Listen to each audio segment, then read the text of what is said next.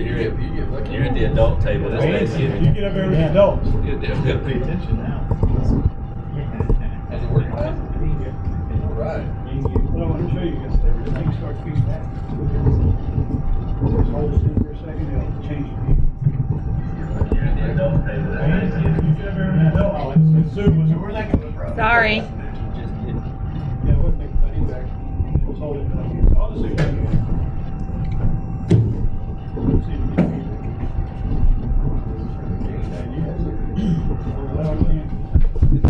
I got it already down a lot. It's just the, where's the other one? Why are dental companies lobbying to make this toothbrush illegal in the U.S.? Exactly. Any questions? It's Zoom. Hey, do you want one? You want it? We both have the electricity. Sorry, I gave it away. It's still in this one. I read most of it. We got it. We got it. He's got that fancy.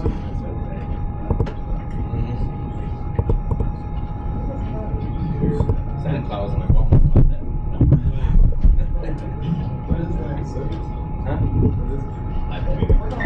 Huh?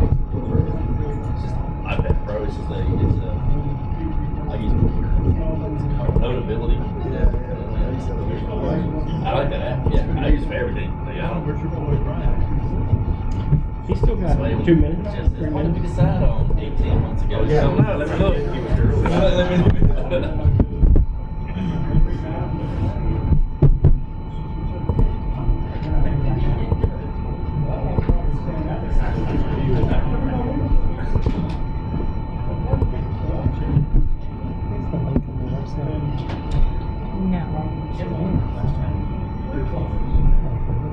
Because it's not really on.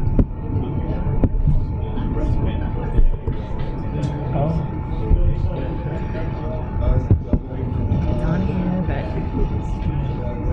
I don't have to look at it. I just focus on it.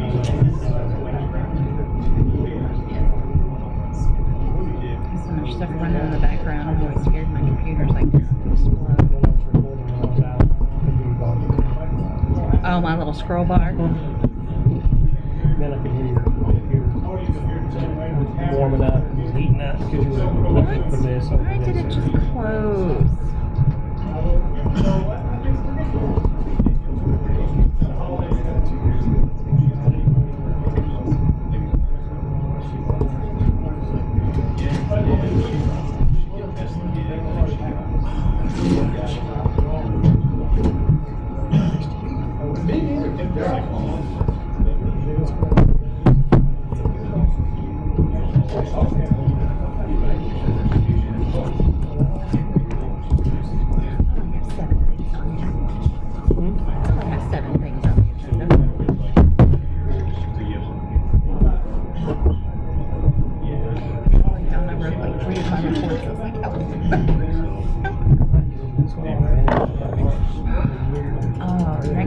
Next week is going to be just crazy.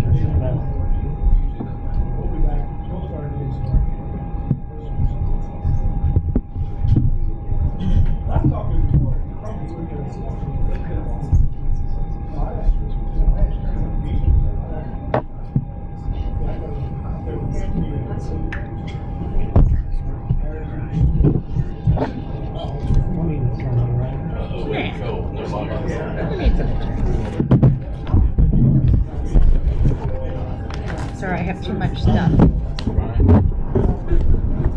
Last I heard. Oh, yeah. We can do whatever we want for that. People were nervous. What's that? What? Plenty of time. He's still on time. Another minute. With a minute to spare. Boom.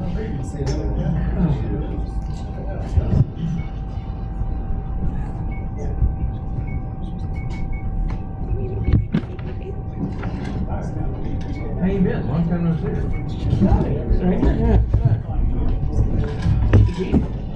It's odd sitting on this side. I can't look at that. Because I'm blind when I try to look at my screen. Oh, I have. You know, but.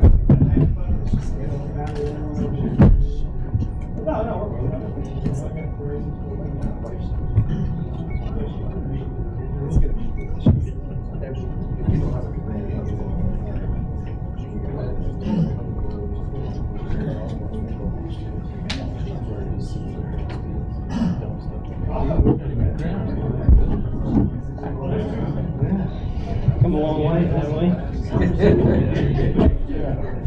I guess so. I guess so.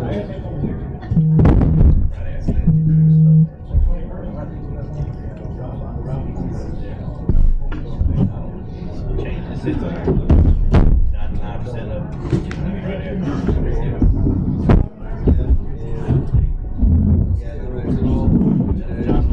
Corn dogs will get right here tonight. I just had 2 PB&Js, so they're like nuggets or as I'm trying to read through. Let's see if there's any issues. So I'll be like, Todd, you ready? I thought he was about to shave.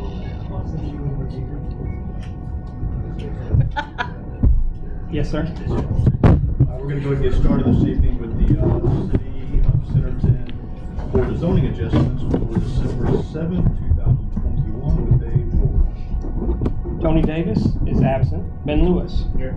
John Sessoms. Here. Amber Beal. Here. Jerry Harris is absent. Craig Langford. Here. Devin Murphy. Here. Joey Engel. Here. And Jeff Sidewalk. And Jeff's here as well. As we get started, if you did not have a chance to sign in, there is a sign-in sheet in the back that we appreciate you would sign in. There'll be a couple of public hearings this evening as we proceed, and we have a public hearing. What we do ask is that you come to the podium, and we'll ask for your name, your address, and then of course any comments that you would have about the public hearing.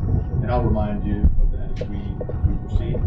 First thing on the agenda this evening for the Board of Zoning Adjustments is a public hearing for Variance 2103 Jiffy Loop. It is at 1811 Centerton Boulevard. They want a reduction to 8 feet, I believe. As a reminder, it is C2. Is the applicant here to give us an overview? Yes, sir. Just evening, everybody. I'm going to recuse myself from this vote. Go ahead, Joey. Thank you. Michael. Evening all. This is Chris Harding, City Engineering. I'm representing Guggenheim Partners on behalf of Jiffy Loop, new store located at 1812 East Central Boulevard. As you all know, we are looking to go from a 10-foot setback to a 2-foot setback on the east side of the building. The need for this setback arose due to during construction of a shared driveway just east of the site. There was an underground line found, a force main that belonged to the city of Bentonville. It was not noted or in an easement. Once that easement was being recorded and being put in place, it has forced us to move our building further to the east. So we are requesting your permission to go down to a 2-foot easement, maximum 8 foot on that east side. And we'll just leave the staff comment. Sure. As Chris stated, this is for a Jiffy Lube. It is going to be adjacent to the Walmart Neighborhood Market, which is just to the west. The fuel station's around here-ish. And this is part of the shared access project that is going now on there currently. They are just about finished with that one. The shared access project is the project in which they put in all of the infrastructure for this project, and during the construction of that they did find this sewer line that nobody knew existed for Bentonville or City of Centerton utilities. So City of Bentonville said, hey, we would like to use that. That's a great place for a sewer line. So that obviously was not in the picture when everybody started with the development of the Jiffy Lube and the shared access drive project. They are requesting for a variance of the side setback, and this would be just up to the shared access drive. This is not going to be fronting any major road. It is strictly for access for this development, which there'll be Jiffy Lube here, and then to the east, one that you guys have already approved that are about to go to construction is the Diamond Wash. And then there's a third lot up north of this that nothing's slated for at the moment that I'm aware of. So this is a private access, and they are asking for the variance of 8 feet to have a minimum of 2 feet. And there is still a sidewalk there. It's going to be a narrow sidewalk, but I mean, they are away from their property line. If it weren't for the easement, they would be, for the access easement, they would be fine. They would be, well over the 10-foot side setback. But since there is that access drive there, they are requesting that, and it was something that they weren't aware of at the beginning. So there's kind of, an overview real quick if you want to do the public hearing and then go into the findings of fact, or we can do that now. We did not table this when we first saw it. We did table this when we first saw it because of this particular issue that, Bentonville asked that it please be tabled until the easement. So we need a motion now that you bring it back to the table and council motion. Well, we didn't table a variance, we tabled the development, which will be during the planning commission. Okay. Sorry, I didn't answer that appropriately. All right, let's go ahead and This is John, I'm hosting the public hearing, variance 2023. second thing on those. All right, we're now open for any public comments. Again, if you wish to speak or have questions in regards to the development for 50, we ask that you would come to the podium. Again, your name and then any comments or questions or concerns you might have. Second call for anyone who wishes to speak. And third and final call for anyone who wishes to speak in regards to the Jiffy Lube request. I'll entertain a motion to close the public hearing. This is John, I'm hosting the public hearing, variance 2023. Second. Motion is second. Is anyone opposed? Alright, let's go through the findings of fact. The first one is the preservation of intent that the variance if granted is consistent with the purpose and intent of the regulations for the district in which the development is located. The variance shall have the effect of permitting a use in any district that is not a stated permitted use, accessory use, or conditional use in that particular district. We have the applicant's response. The variance if granted would be consistent with the purpose and intent of the district. The development is located in the property is currently zoned C2 highway commercial under such use permitted. Staff findings as well, the proposed variance does not grant a use that is inconsistent with the C2 highway commercial zoning district. Does anybody disagree with this or have any comments or questions? Okay. Second one, exceptional circumstances, that exceptional, extraordinary, or unusual conditions or circumstances applying to a lot, parcel, structure, or intended use exist that do not apply to other properties or uses in the same district, which are unique to the individual property under consideration. The applicant's response, the orientation of this site proposes unusual circumstances in the discovery of the unexpected and unknown sanitary sewer force main from the city of Bentonville owned on the west side of the site, accompanied by a 20-foot easement. Due to the sanitary sewer force main, the building and amenities needed to shift and therefore reduce the site setback toward the access easement. Staff findings, the late discovery of the unknown sewer system owned by another municipality presents a highly unusual circumstance that are unique to the property. Anybody disagree with that or any comments or questions?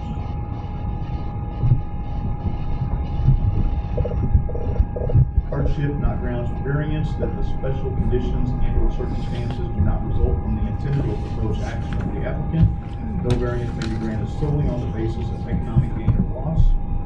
The applicant's response, without the variance to relieve side setback minimums, the use of this lot would be restricted to become an unusable lot that would be consistent with division of the commercial corridor and intended use of the current zoning.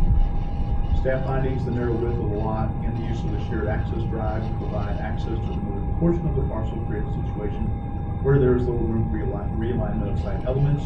The hardship is not due to the actions of the applicant. And I agree with this one as well. Does anybody disagree or have any comments or questions?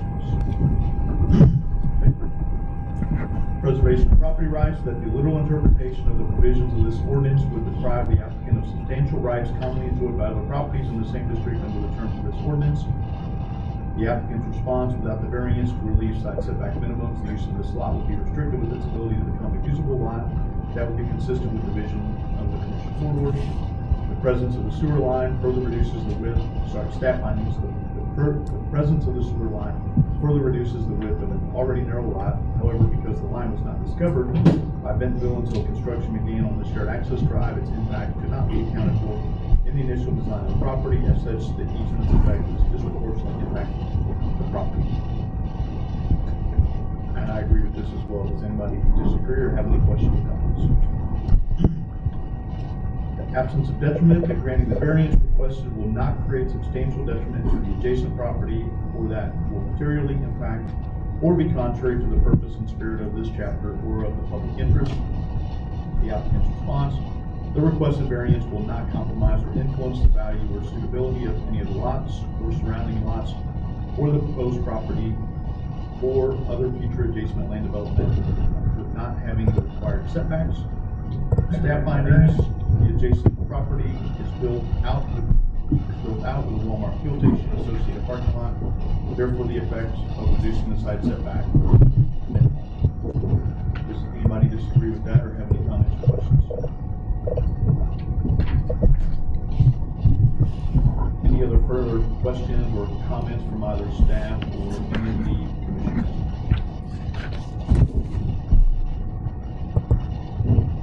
If there are no further comments, then if we do grant the conditions, there is a suggested motion after the deliberation on the findings and facts. So at this point, if there's no comments, I would entertain a motion. Again, the recommendation is based in number 4. Based upon the conclusions for each of our findings, I move to grant the request by city group for up to an 8-foot reduction to the 10-foot required building side yard setback for the C2 highway commercial zone for Highway 102 PID 06-00085-130 remaining staff members. This is John, I'll second. We have a motion. We have a second. Todd, if we could do a roll call. Ben Lewis. Yes. John Sessoms. Yes. Amber Beal. Craig Langford. Yes. Devin Murphy. Yes. And Jeff Seifert. Yes. Thank you guys. Good luck. All right. Our next PCA will be the 21st. Yes, sorry, it's not on there. Sorry. Sorry, I didn't put it on there. Okay. Anything else from staff? I will entertain a motion to adjourn the Board of Zoning Adjustment meeting.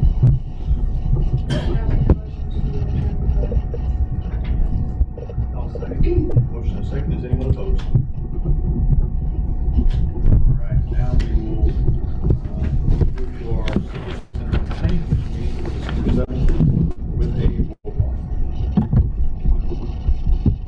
Tony Davis is absent.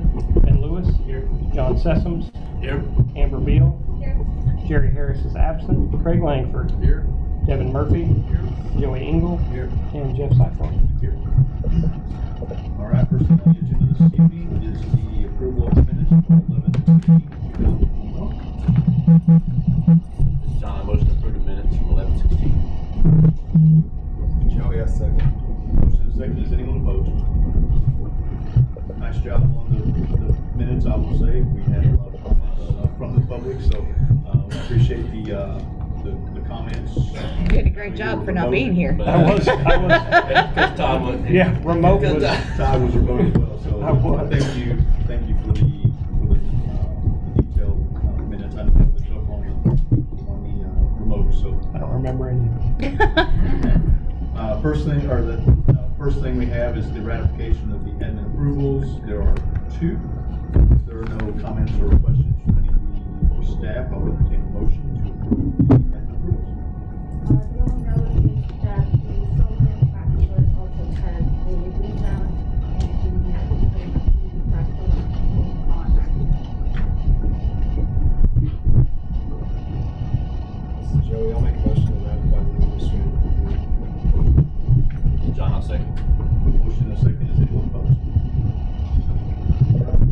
No old business this time. Under new business, we do have 4 public hearings this evening. The first one is conditional use 2114 Urban Plot, 5506 Mountain Road. It is A1. It is 2 acres, Christmas tree lot, and sales. And Clay, you want to give us an overview of what you're requesting? Yes, sir. Thank you, all of you, for being here and seeing us again. We want to run on the lower 2 acres of our property a Christmas tree lot and kind of barnyard Christmas experience for our neighbors and friends. We propose that will run on a Thursday, Friday, Saturday, and Sunday, conservatively closing at 7 p.m., opening early on Saturday, but not until 4 o'clock on the other days. So that it'll have pony rides, petting zoo, those kinds of things is the plan. We're asking for conditional use of the property for that fact. Thank you. I'm trying to get my pages turned. Staff comments? Yes, we do have a few comments. As Clay noted, this is on his property, which is there on Townview Road, F5506 Townview Road. He's going to be using, like he said, the south 2 acres of his property, so it's at the corner of Townview and Christian Lane. He would like to host, now he would also like to host festivals in the future, like fall festivals and things like that, so staff would like to do the conditional use to include other festival type options on this property. If not, I mean, you could ask that he come back, say in the fall, for more details on what he would like to do. Like I said, it would be running from, obviously we missed Black Friday because we were trying to get this in, but then extend to, you know, about Christmas time and sell the Christmas trees, pony rides, the barnyard petting zoo, so on and so forth. As far as comp plan consistency, there isn't anything that specifically addresses festivals, but it is generally consistent with the overarching goals of the plan, you know, to have great things in our community for people to get out and attend and enjoy Centerton. The surrounding uses in this area are agriculture or primarily large lot subdivisions. There is Bentonville located just to the, I get confused when the streets are crooked, to the south, and then everything else is either agriculture or, you know, RE, R1 at the densest residential. He did send notices to all of the adjacent property owners to let them know as required for the conditional use permit. And all traffic, he's asking that traffic enter and come to the parking back here from Christian Lane, and then they would exit out onto Townview from an existing drive over here. So that way, you know, to not make any bottlenecks on, you know, Townview or there on Christian Lane. And as far as the conditional uses, like I said, for y'all's consideration is the market activities from Black Friday for the following 3 weeks each year. But the applicant would also like to include a fall event with this permit. But again, like I said, if y'all aren't okay with that, we can have them come in and do an additional conditional use permit. It would be the same type of thing, but just like with pumpkins instead of trees.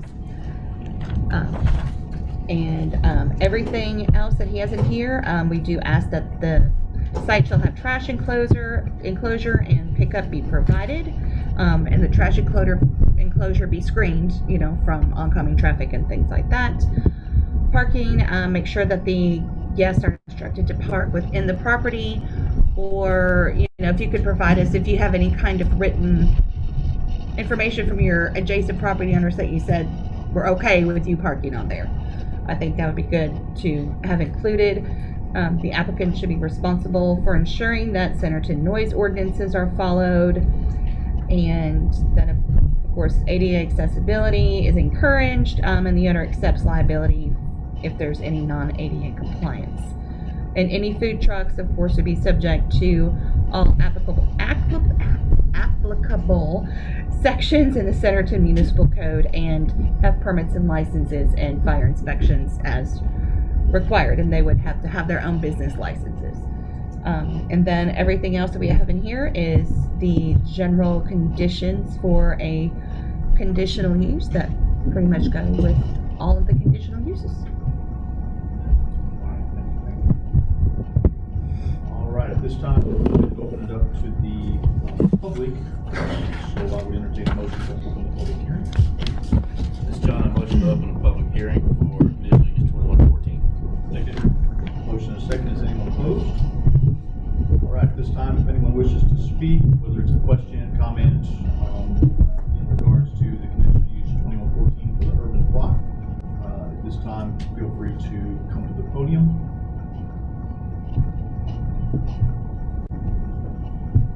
Just your name and address, and then any comments or concerns. Okay. My name is Kelsey Vanneman. I'm located at 104 Christian Lane at the end of the single lane dead end road. We built our home a few years ago on the dead end for privacy. During that construction time, requested the dead end signed, and quite frankly, it's pretty private at the end. But due to the few small private events that have occurred at the tree farm the last few weeks, our driveway has become the turnaround drive. So just really for ensuring our privacy, safety of our kids, and just congestion, because it is a single lane road, I want to ask that they keep the traffic on their property. There's not room for parking. There's hardly room for passing on this road. So I want to ensure that cars park and maybe enter on the tree farm property.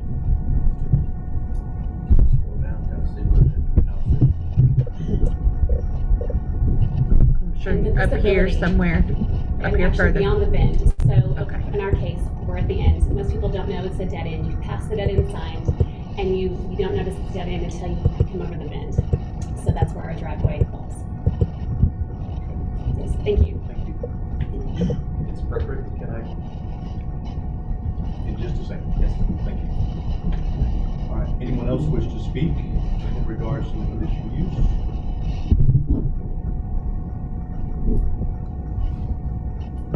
And we'll do a third and final call for anyone who wishes to speak. This is Joey. I'll make a motion.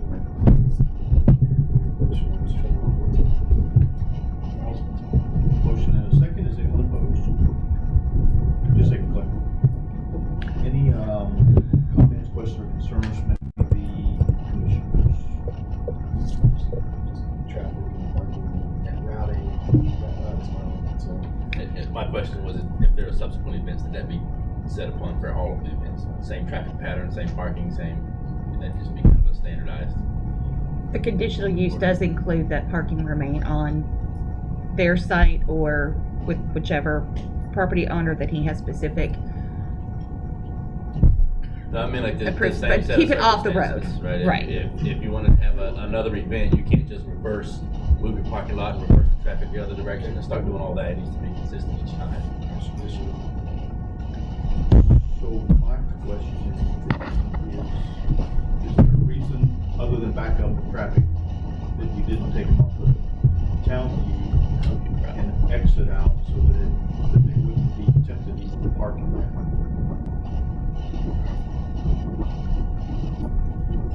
And does that help or does it? It is not an issue. In fact, that could certainly be a consideration. One of the major reasons why we didn't do that was with the discretion that Town View has such a blind corner at Allen Road and also coming around that curve. We've had an accident already there once that was graciously not fatal since we've lived there. So we try to play to any Any traffic, even with our family, we ask them to come in from the eastbound so that they can turn onto the property rather than dropping down that curve. They're gonna turn, I mean, the exit or the entrance at Christian's not that much farther than. Right. And I understand that, but ironically, that 150 yards or less is a significant drop in elevation, and you have a clearer line of sight to turn onto Christian. Plus, you're at the crest of the hill when you turn onto Christian. And with Mrs. Vanneman and her family's concerns, first of all, I'd just like to say I appreciate the fact that they came here for some privacy, because that's kind of part of the reason why I think we are all in that conglomerate in that space. What we have decided would probably work best for all of us involved in the neighborhood, our entrance is we'd like to move it, stay on Christian Lane, and go ahead and move it about 15 to 20 feet up Christian Lane. And I made a sign like this. And I thought we could put this at the street, giving them plenty and ample time to turn onto our property, inviting them to do so here, and then also having exit signs along our fence, asking them not just to yield to pedestrians, but to also use our property as a specific turnaround. And considering the view that they have, both left and right, east and west, coming off of the property onto Town View, it seemed like a safer way to exit.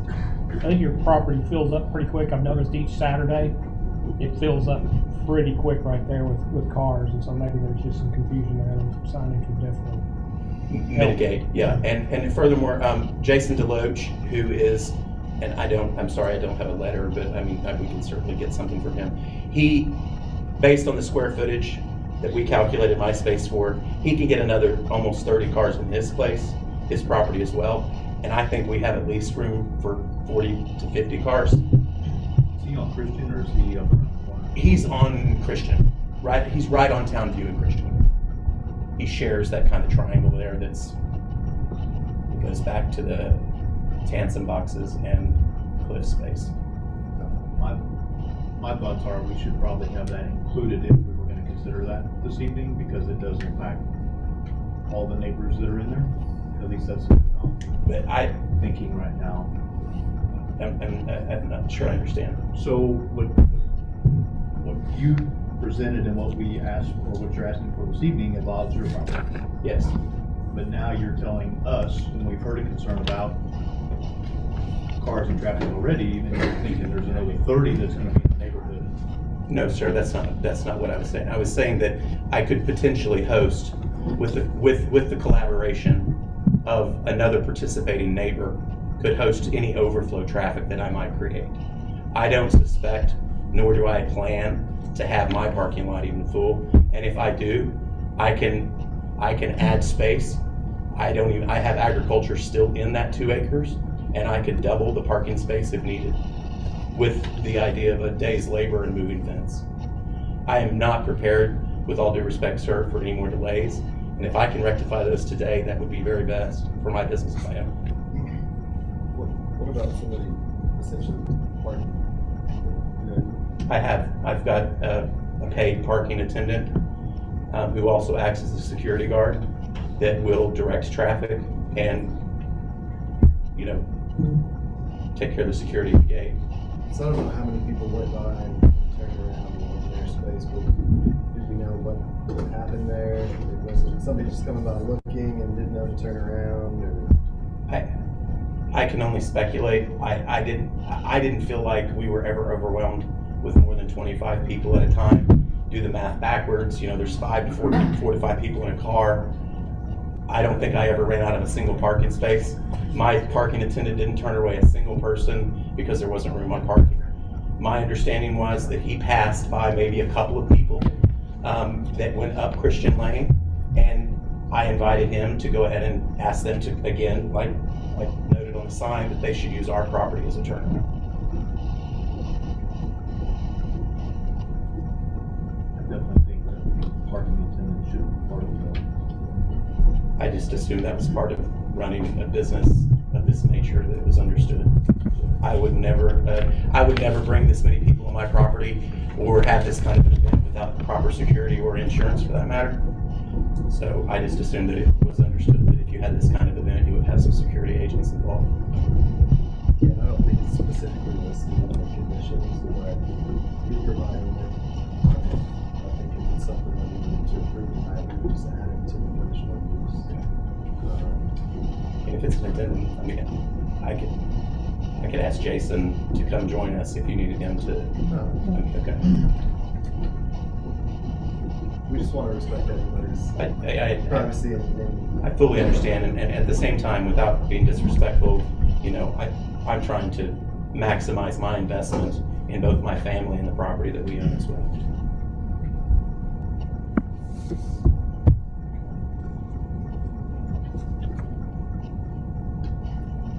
So a couple things to consider.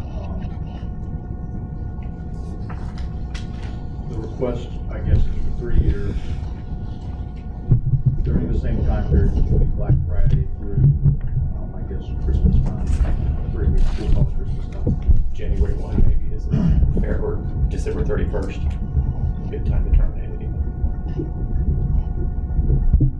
What about the fall?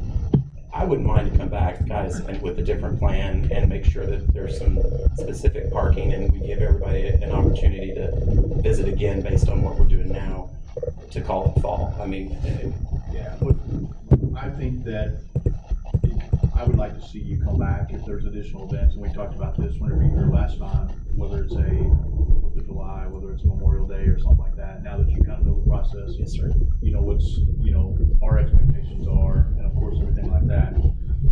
Along with giving just the neighbors the opportunity, you know, to express any concerns or anything like that. Understood. I would ask that, you know, it wouldn't be something I could petition for a period of time. It wouldn't be something I would have to come before, you know, and petition for every single event that I wanted to host. I would hope that I could be able to block a period of time where I could activate as a farm and a learning center, and then kind of close down for the season. So yes, you could come and say, I'd like 3 weeks for Memorial Day, I'd like 3 weeks for July 4th, whatever the period is. They can all be included in a request. Okay. But we would want to understand if there's anything that's different about them, or anything that's unique. If you're going to be selling trees this time, and then you're going to be selling watermelons, and then you're going to be selling pumpkins, we just would like some details around those in case there's anything that creates an unusual environment, if you will. Understood. We just want to know about that, okay? Absolutely. Got it. And of course, the other thing, Kelsey, just to let you know, we haven't made a decision yet, but a conditional use, and the reason we have a public hearing is so that if anything is wrong and any of the citizens that are impacted or are not happy, we do have the opportunity to withdraw the conditional use. Okay, so that you know that if it does get approved tonight or any in the future, same thing. And that's the reason we do the public hearings. And they're all subject to review as well, just yes. Regardless if it's passed for a whole year. Right. Depending on any issues that arise.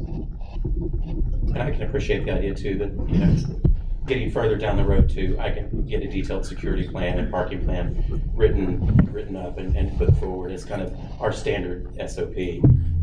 That would not be hard or difficult to put together once I kind of have this kind of settled down. Again, their concerns are incredibly valid, and I appreciate them having them, and I appreciate the idea that I had an idea that might have been a concern based on conversations she and I have had, and that's what I want to mitigate those. I want to mitigate every challenge I have. The worst thing that I could have is a disgruntled neighbor, you know, both for the reasons of, you know, my children are under attack, the house is on fire, I need a cup of sugar. You know, which I think many of us are beyond at this point, barring sugar, but maybe we should do it more often. But at any rate, in that particular regard, that's kind of where I was coming from. Any other questions or comments, concerns from any of the commissioners? I think subsequent requests, like you said, will also be able to look at your lessons learned and maybe adopt some of those SOPs as well. John, I like that idea a lot. I like the idea that we can kind of collaborate and come up with a community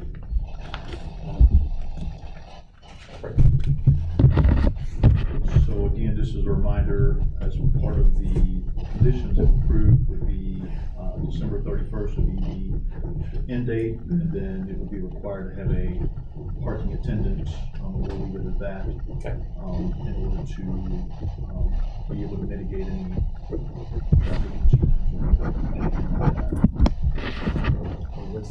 signage made, would you have an issue with requiring that as well as the traffic signage? No, not at all. I mean, it's already an asset. And furthermore, if larger signage or something different is needed, you know, I think that road in a lot of ways needs to be addressed. And it's not just about a guy trying to have a tree farm. It's a road that needs to be addressed for the families that live on it. So if we can add this to the list of concerns in that particular regard, and the planning committee can maybe find a resolution, especially for the people living at the end who are having to deal with any kind of challenges. I mean, the trash man has to back at 4 o'clock or 6 o'clock in the morning. He has to back all the way up Christian Lane. I mean, you can hear him from my bedroom all the way down Christian Lane. Am I wrong? So there are a lot of things that we can do, I think, to make it a better place for all of us to be. So anyway, I won't waste any more time. Thank you guys. I appreciate you. If you have any more questions, I'm happy to answer it. If there's no additional comments or questions or concerns, I would entertain a motion for the conditional use 2114 urban block, again at 5506 Townview Road. This is John. I'll motion to approve conditional use 2114 urban block with those additional security, parking attendant, and signage conditions mentioned. Second. We have a motion and a second to approve the conditional use. Todd, if you would do a roll call for me, please. Ben Lewis. Yes. John Sessoms. Yes. Amber Beal. Yes. Craig Langford. Yes. Devin Murphy. Yes. Joey Engel. Yes. And Jeff Seifert. Yes. Thanks, Clay. Thank you, sir. Good luck. See you at Christmas. Tell Matilda hello for us. Yes, sir. All right, next on the agenda this evening is rezone 2125 Bush Road Community.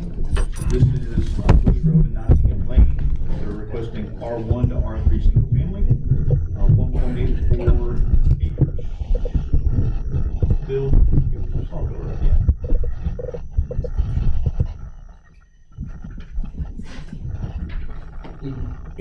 Wait for my computer to catch up. Still on tree farms. Go ahead, Phil. As you said, this is about 2 acres on the northwest corner of Nottingham and Bush Road. Nottingham is an approved road that are east and Bush Road is south. R3, single family.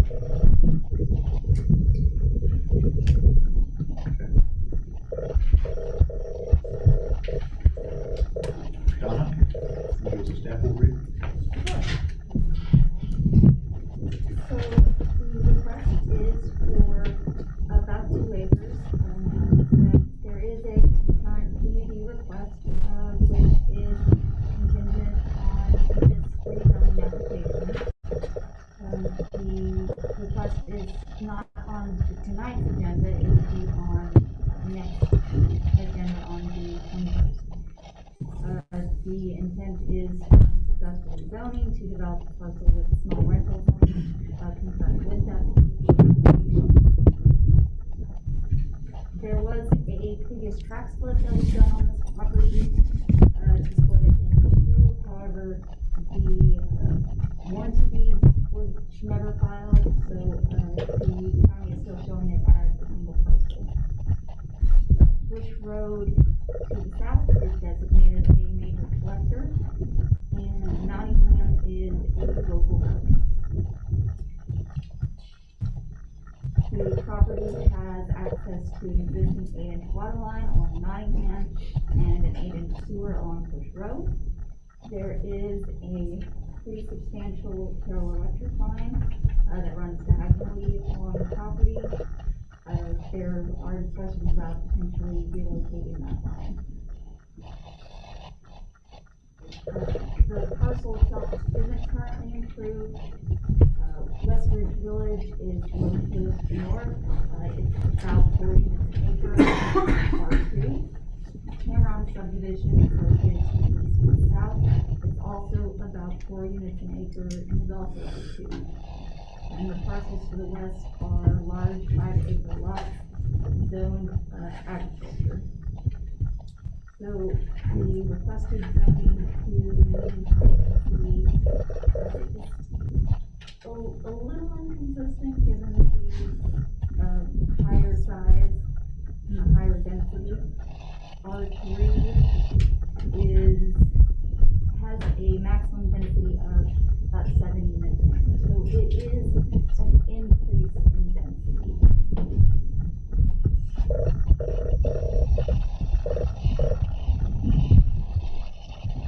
Give me a moment, my screen has just gone white.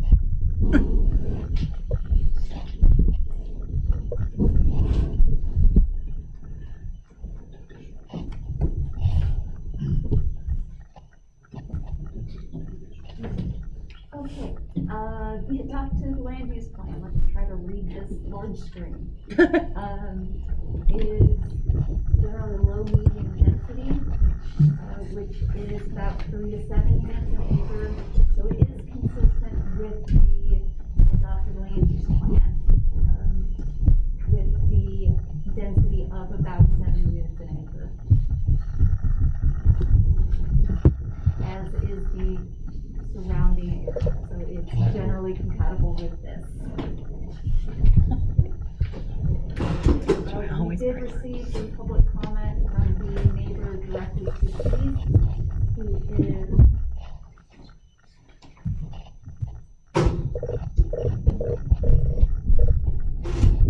we got an email last week from the Weeks on the parcel to the east. There was some concern about the increase in density. Regarding the comprehensive plan, this is generally consistent with the proposal to have subdivisions increase in residential directly adjacent to existing neighborhoods, to have more affordable housing with the proposal of potentially smaller lots. So I have included those comprehensive plan implementation items in the packet, as well as the specific rezoning items that are to be considered tonight. Please let me know if you have any questions. All right, thanks, Donna.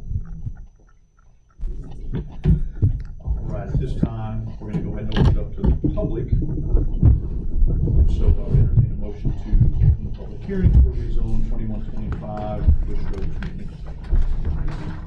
Mr. Mayor, I'll make a motion to open the public hearing for rezone 2125 Bush Road Community. Second. Motion and a second. Is anyone opposed? All right, at this time, it is open to a public hearing. If anyone wishes to speak, have any comments or questions or concerns, we'd ask that you come to the podium.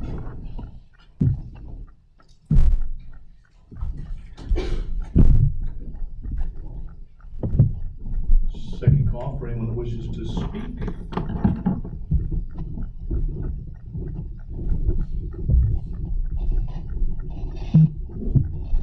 And third final call. I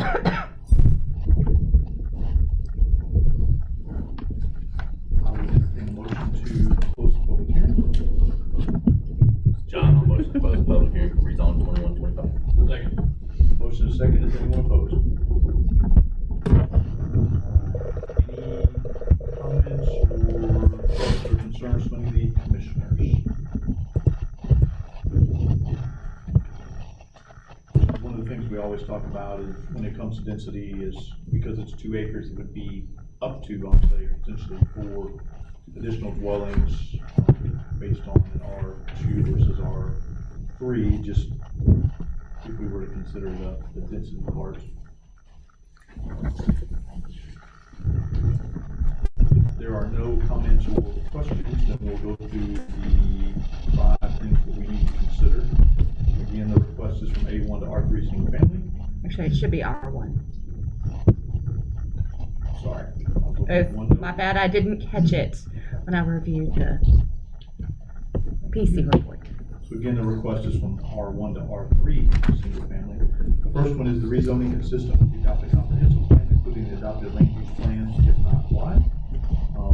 Again, I'm leaning towards it is consistent, the fact that it is residential, single family, which is what the plan says. Does anybody have any comments or anybody disagree with that? It doesn't say medium low. That's high. It does say medium low. Again, it's 4 dwellings, up to 4 dwellings. Yeah, I think realistically though, we're looking at the fully dedicated right of way for the streets. I know what the code says, but I know it's included. But I think it could be a little higher than before, just based on the area. But, I mean, just based on face value, I'm gonna say it doesn't. Okay. Anybody else have any comments?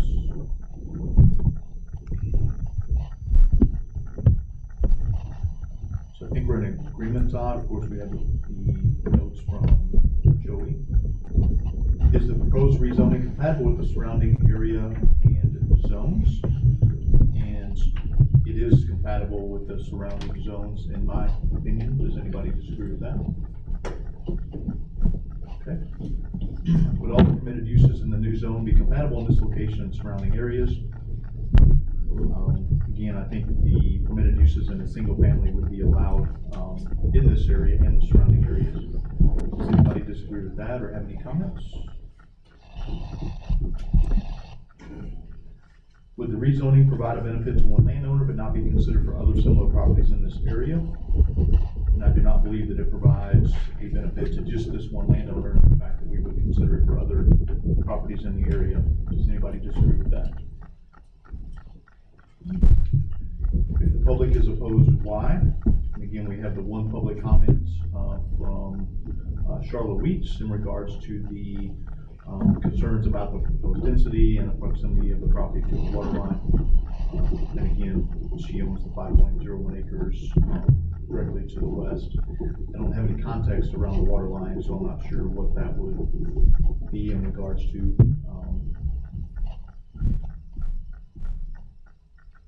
So that was the only thing that we had in regards to the public comments. Are there any other comments, questions, or concerns from any of the commissioners in regards to the rezone for the Bush Road community? Jeff, I had a question related to that track split that wasn't fully. So can we even vote on that if the track split is still not done? I mean, is that the answer to that? But there can be a replat to clean up the records. It's the whole parent parcel. Yeah. Yes. Okay. If there's no further comments or questions, then I would entertain a motion for rezone 2125 Bush Road Community. Again, it's a Bush Road in Nottingham Lane, R1 to R3 single family, 1.84 acres.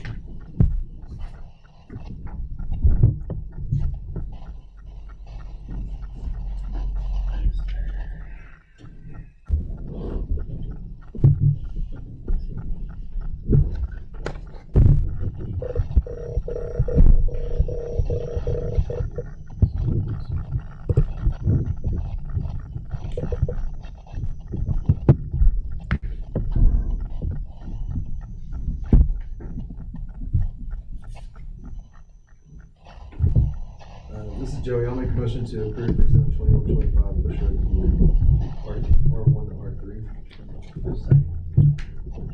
Okay, we have a motion and we have a second to approve the rezone. So Todd, if you will do a roll call for me, please. Ben Lewis. Yes. John Sessoms. Yes. Amber Beal. Yes. Craig Langford. Yes. Devin Murphy. Yes. Joey Engel. No. And Jeff Seifert. Yes. Thanks, Bill. Good luck.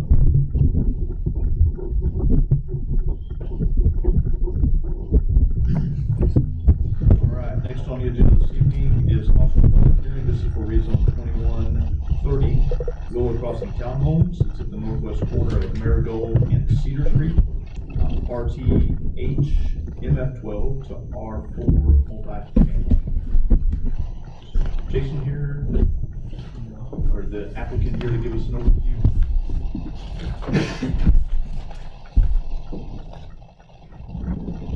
Good evening. My name is Brandon Woodrow. I work for Fenwick Properties. We are acting as developer of this tract here on the corner of Cedar and Marigold. This is a project that you guys have seen, I think, a couple of times come before the commission. And the last time we were here, we had a 36-unit townhome plan that we submitted that had been through several reviews with the city, and we had some unresolved issues. And we walked away from that meeting thinking that we would apply for some variances, which we have, and I think we're on an upcoming meeting to get those variances approved. Yes, the 21st. Yeah, the 21st this month. But in conjunction with that, our clients that we represent are considering another strategy, and that is using a newly passed zoning code, R4. And so what we're trying to do is see how receptive the commission is to that rezone.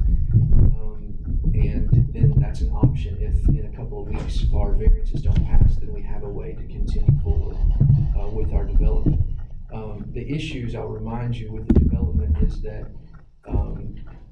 from the time that the property was developed across the road to the east to the time that now we're developing this property to the west, the laws have changed, and it's made it to where we can't do the exact layout that was done across the road. And so our issues is that we can't meet the setbacks from our retention ponds. We've got 100 acres of water that drains to the site, and the volume calculations of that water require a substantial retention pond and drainage structures, and then require a lot of setbacks for our buildings. And so we're still pursuing those variances. We want to go forward with that plan. We think it's a good plan. We think it's good for that area. But this is us exploring another option with you guys in case you don't allow our variances that we're asking for. I'm here to answer any more questions if you need me. Thank you. Thanks.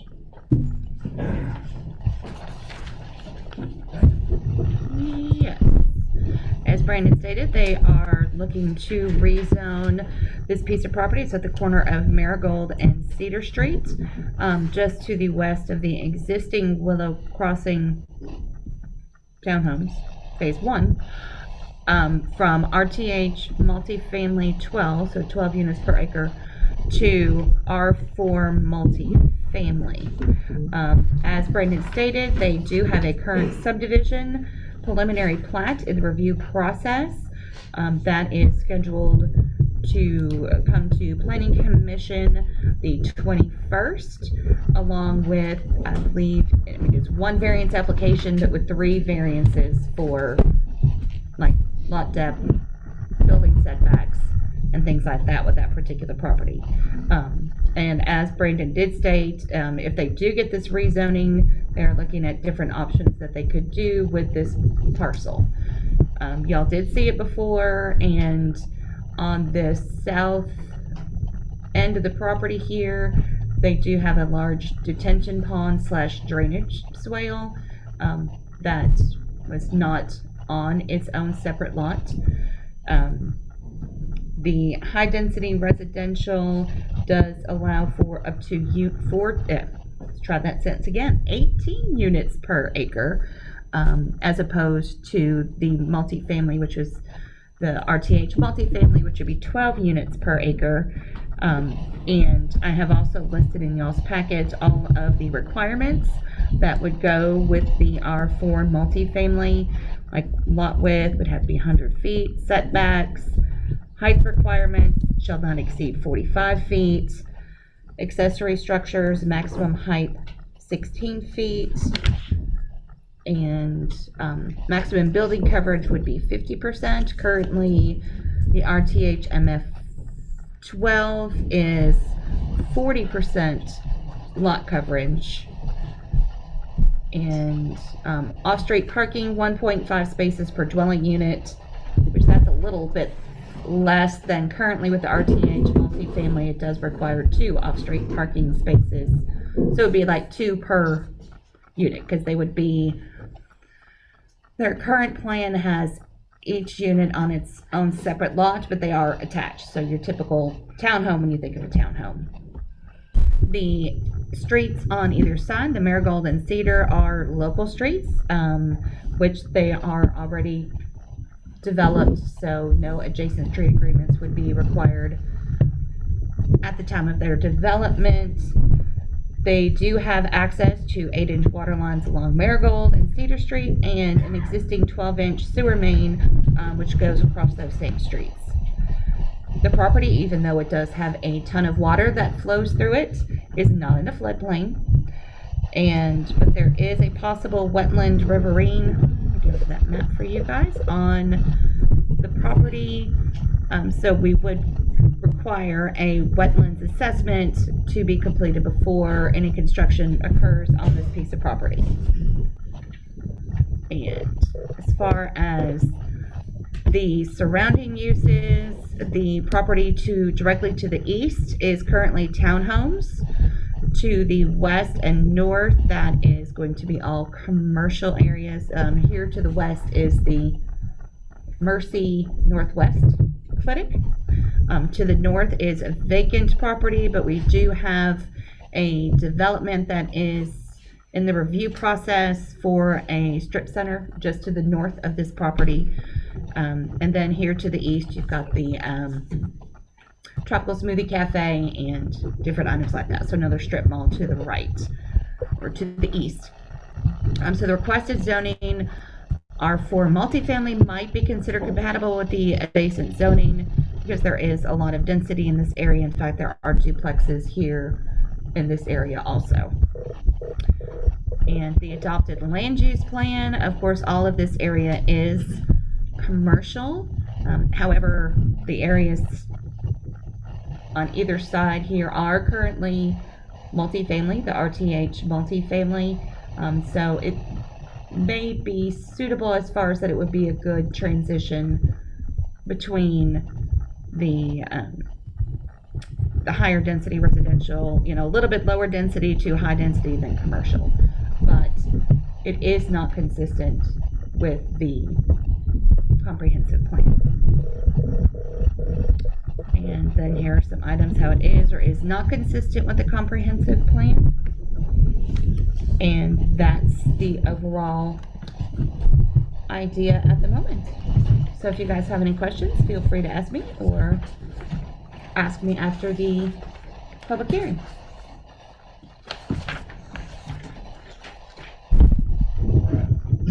At this time, I'd like to go ahead and open it up to the public, so I'll entertain a motion to open the public hearing for Rezoning 2130, Willow Crossing Townhomes. December, I'll make a motion to open the public hearing for rezone 21/30. Second. Motion and second. Is anyone opposed? All right, at this time, if there's anyone who wishes to speak, have any questions, comments, or concerns, we ask that you come to the podium, give your name, address, and any comments, questions, concerns that you might have.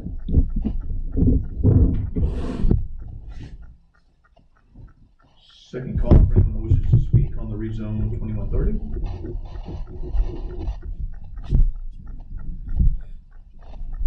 And third final call for rezone 2130, Willow Crossing Townhomes. This is Joey. I'll make a motion to close the public hearing. John. Motion, Greg gets the second. Is anyone opposed? Any questions, comments from any of the commissioners before we go to the meeting?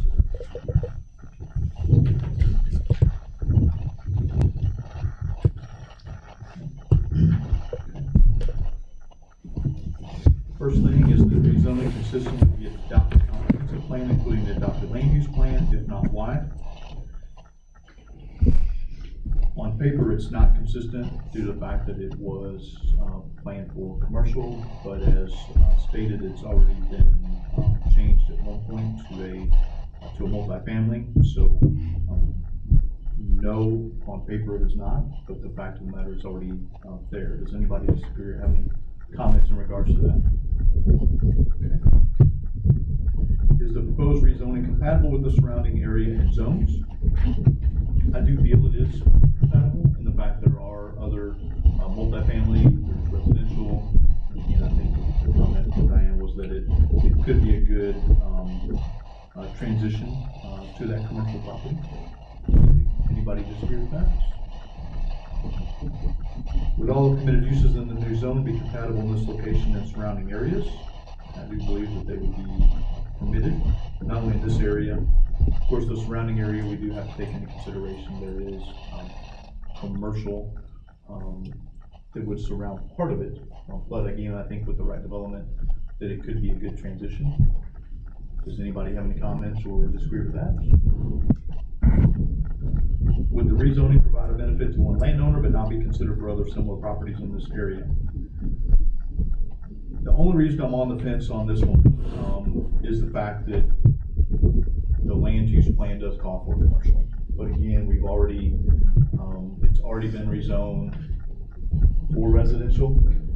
Just note that, but I think if we were to do this on the surface from the beginning, then I think in that case, potential that it would be a benefit to just the one landowner considering commercial in regards to this. If the public is opposed, why? And there were no objections, comments, or questions from any of the public.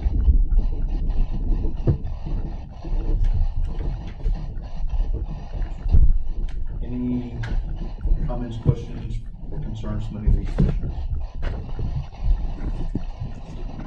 If there are not, then I would entertain a motion for rezone 2130, Boulevard Crossing Townhomes, in the northwest corner of Marigold and Cedar Street, from RTH MS12 to R4 multi-family. Cassandra, I'll make a motion to approve rezone 21-30 Willow Crossing Townhomes, RTH multifamily to R4. I'll second. Motion and a second. Todd, if you will do a roll call. Ben Lewis. Yes. John Sessoms. Yes. Amber Beal. Yes. Craig Langford. Yes. Devin Murphy. Yes. Joey Engel. Yes. Jeff Seibert. Yes.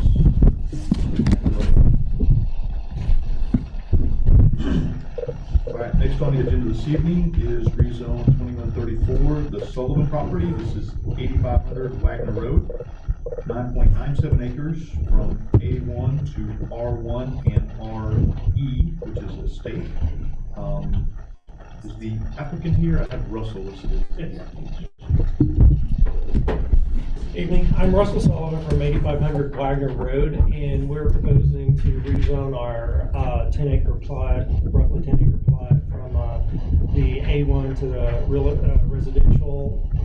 We are looking to do the track split as you looked at previously into the northwest corner and the southwest corner of the property for 1 acre, and then we would remain in the other 8 acres where we currently reside, so that we can maintain our hay for our farmers around us, as well as some cattle that sometimes they use our property for.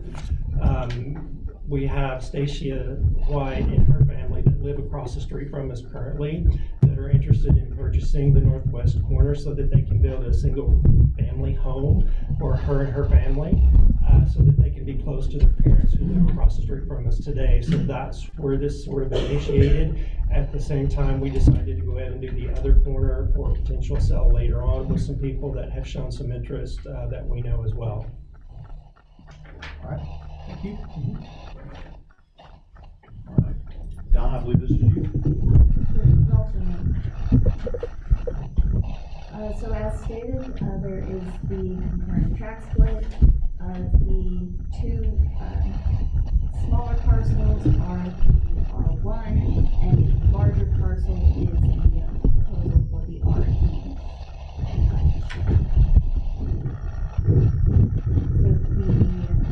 So both of these are low-density residential.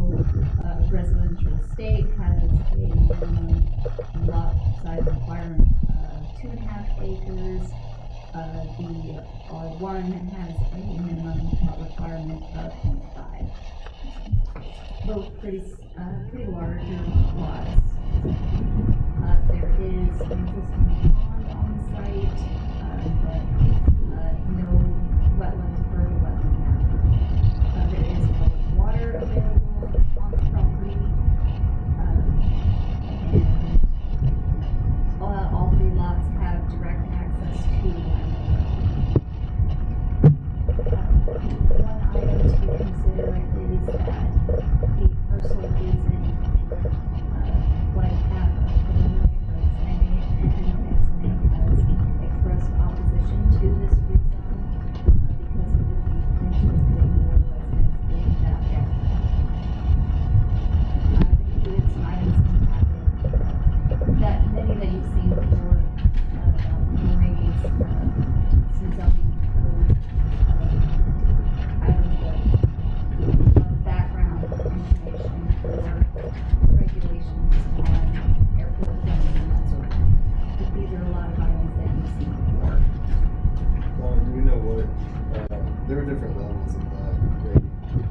as far as the zone, so it was in the village and this was in, I assume since it's so far away, It's outside of what the Bentonville overlay, what they did. I believe Alex English is here tonight for X&A, so she might be able to answer some more specific questions. It is directly in the flight path. I do have an email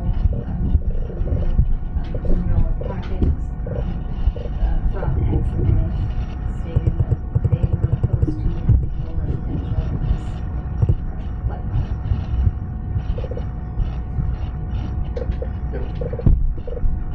But it is outside that overlay that we're Yes. accustomed to seeing, so, okay. Yes, it is further away than the previous one we looked at.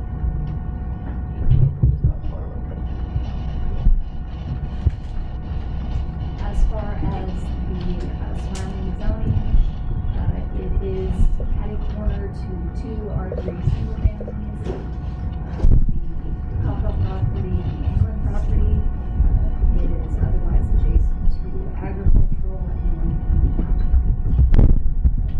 with this, with the small, the low density, it is generally considered.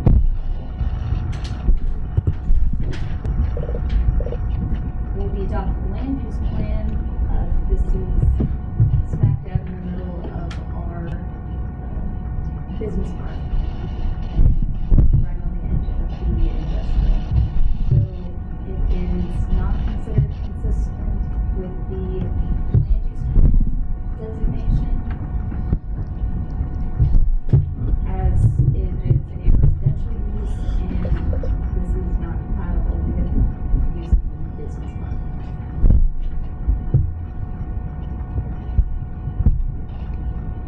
And on that note, there is an item 57 specifically in the comprehensive plan about the establishment of business parks in this area.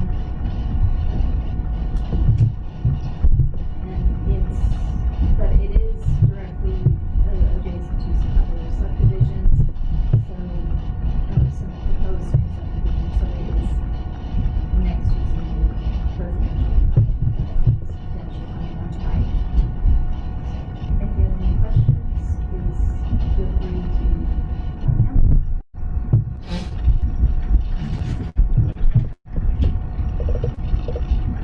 At this time, we're going to go ahead and go to the public, so I would entertain a motion John, I'm motion open public hearing for rezone 2134 Sullivan property. Second. We have a motion and a second. Is anyone opposed? All right, at this time, we would ask that anyone from the community that wishes to speak, feel free to come to the podium, and just your name and address and any concerns.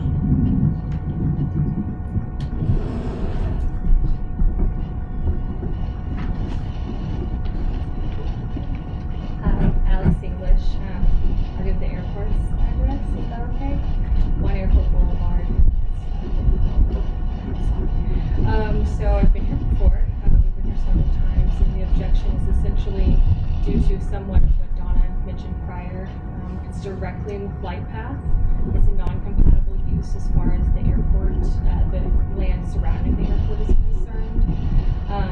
It's a noise and a safety concern, and we recommend no residential zoning around the airport this close to our flight path.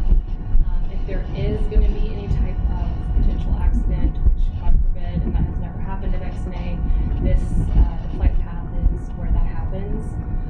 So for obvious reasons, we would residential zoning around that flight path would be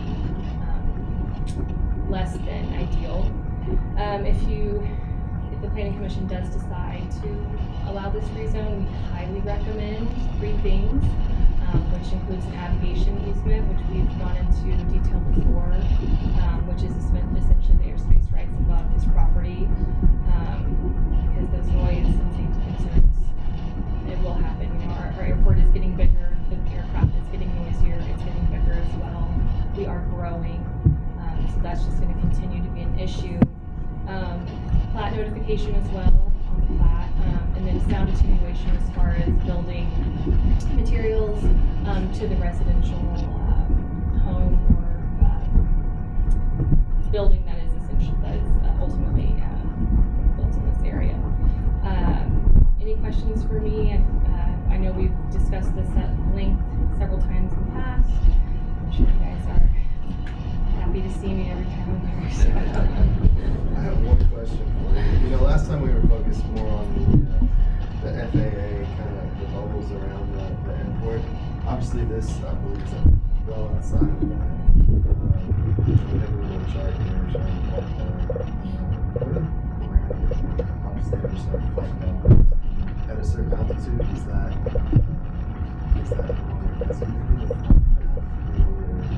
we're just how, I guess what I'm asking is how far back is that? That's a great question, and essentially what we look at is, you know, how high is the noise, what is the noise level as the further you get out or in from the airport, right?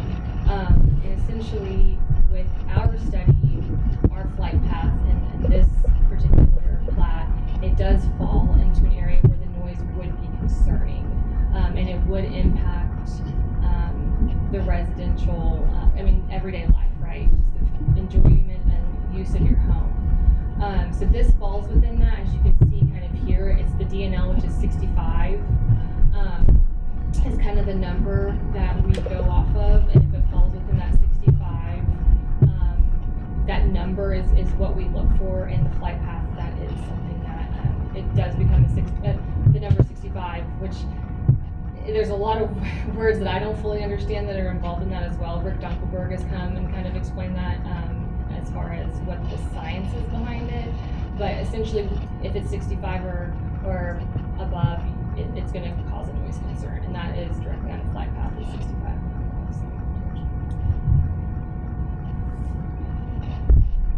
Any other questions?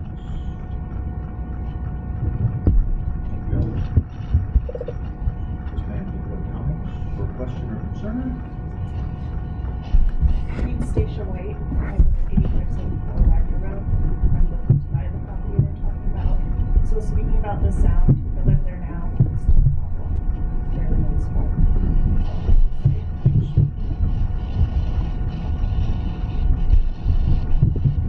We understand that you live there today, but if we don't, then we have to also think about the future. So that's the reason we continue to have these discussions.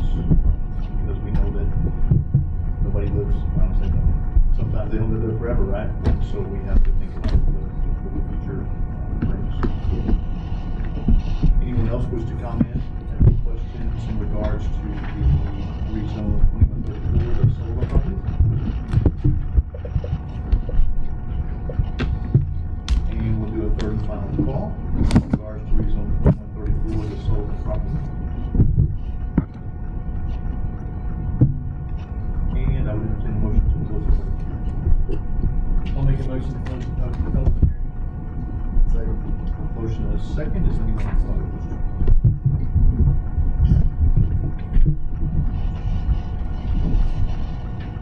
Brian, did we ever get anywhere with the application? I know we've gone back and forth a couple times and had some suggestions. Other than it's my position that we ought to make a requirement on most of these, I think.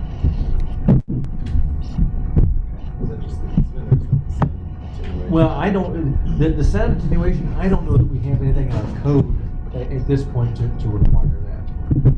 But I think we can require the application. It's protocol. Does that make sense, Russell? I don't know if the staff mentioned that to you or anything like that, but I don't want to answer for the lawyer, but essentially it says that we're trying to protect ourselves and any property owners in case you happen to not be willing to live there, that also if somebody buys the house that doesn't realize they're on the flight plan, flight path, I should say, and an airplane comes over and they're upset, they will complain. And so that's the reason that we've had the conversations around this navigation easement in order to protect. Okay. Did you have something? Sorry. Yes, but the application easement is given to, let me make sure we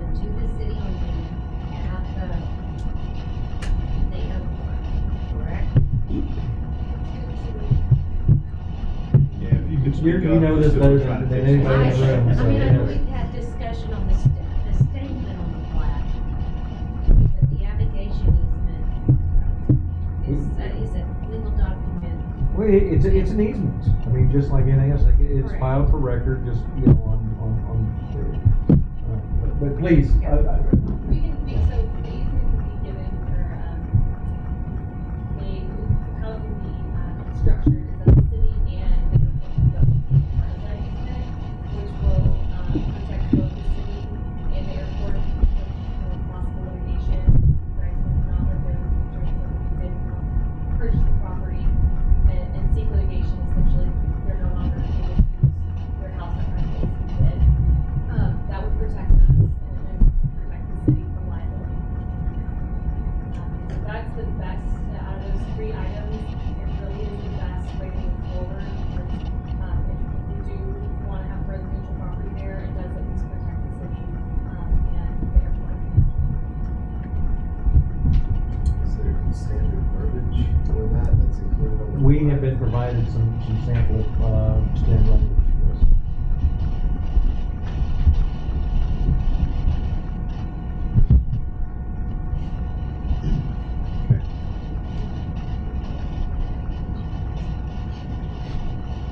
Yes.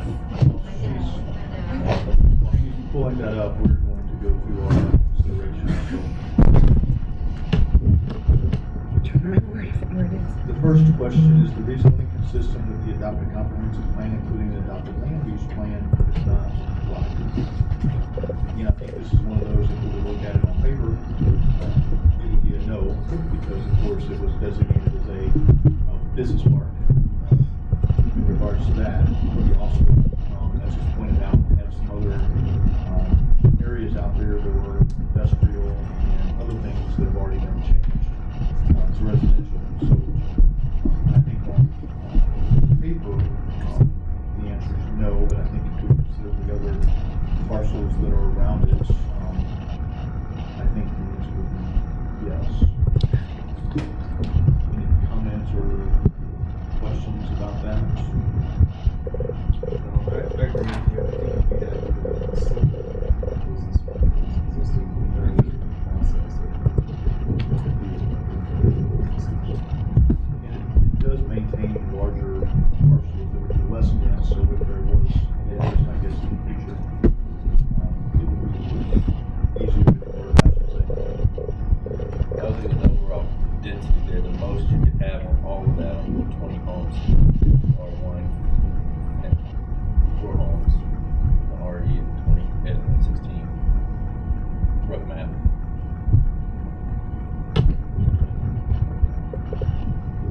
Is the proposed rezoning compatible with the surrounding area zones? I do think that it is compatible, the fact that they're asking for residential, and there will be, or has been requested for residential in surrounding areas. Does anybody disagree with that? Would all the permitted uses in the new zone be compatible in this location and surrounding areas? Again, we're asking for residential, so I think that it would be compatible. Does anybody disagree with that? Would the rezoning provide a benefit to one landowner but not be considered for other similar properties in this area? I don't think that it provides one benefit. I think we would have the same conversations around Business Park if there were some other areas that haven't already been serviced. I think we would have the same conversation around maps. Does anybody disagree with that? Any comments? If the public is opposed, why? Are the objections based upon factual information relating directly to this request or opinion based? Does any factual information presented apply to this rezoning situation? And again, I think Alex pointed out a couple of different points, including we had the diagram that showed it is in the direct Plaque plan. We've had many conversations around noise and some other things in regards to that. So I do think that it's factual information, whenever we consider this rezoning. Does anybody have any comments or questions about that? So, did you ask earlier? You asked about the language.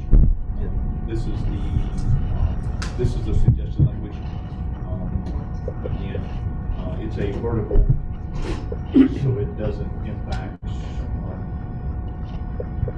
the ability to develop a building, I should say. It's really just that protection from a noise perspective and anything else.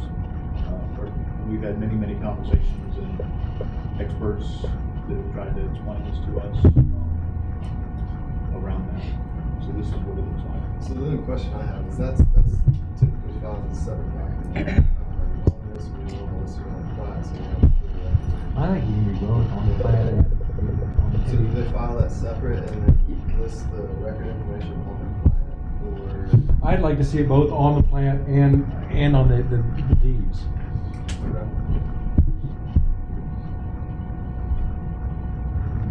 And here's a sample plat notification Oh, okay. that Brian worked on. I'm happy I was able to track it down quickly. Yeah, it was good work. Hey! Put you on the spot. Every now and then, technology works in my favor. All right, any additional comments, questions, or concerns from any of the commissioners in regards to the rezone 2134, the solar property? If there are not, then I'll entertain a motion for the rezone 2134. So Joey, I'll make a motion to approve rezone 2134, added application. Second. We have a motion, we have a second. Todd, will you roll call? Ben Lewis. Yes. John Sessoms. Yes. Amber Beal. Craig Langford. Yes. Kevin Murphy.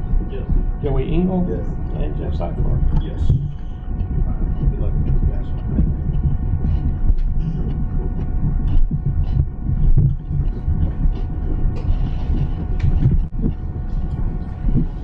Next on the agenda this evening is a vacation 2107, the Ross vacation, 15-foot vacation, 25-foot rear, 1630 Sweetbriar Way, lot 67 in Tamron. As a reminder, it is zone R2. Was Ashley here, or was you? I can do it. Not? Alright, so the request is to vacate 15 foot of the platted 25-foot rear yard utility and drainage easement of lot 67 of the Tamron subdivision, leaving 10 foot remaining. The purpose of the request is to construct a pool in the rear yard. This is going to the city council hearing at their next meeting next week.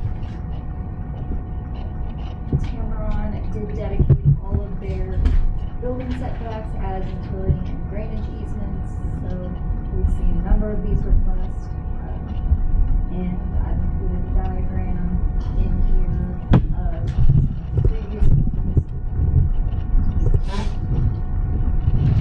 Part of the request for 15 is to be able to maintain a consistent utility width, so that way the utilities will be able to know this is what we have as we keep getting these requests.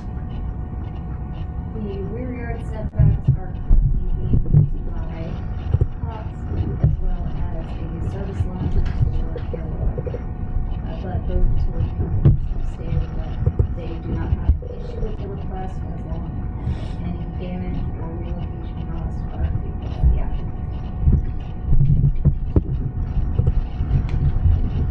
Notifications have all gone out. We haven't received any from the abutting property owners, but they have all been delivered. We generally reviewed the request. The Plaque has generally minor comments. It does need to be updated to the request, but other than that, it's generally consistent.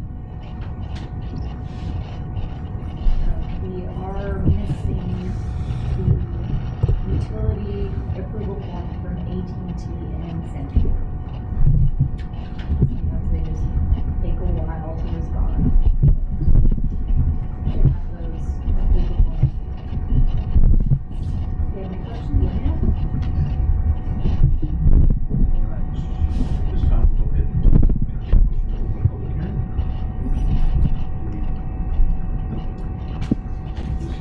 No, public hearing is at city council. Oh, I included that so you guys have it to show that it was done. Sorry to create confusion. Okay. So are there any comments or questions or concerns by the commissioners?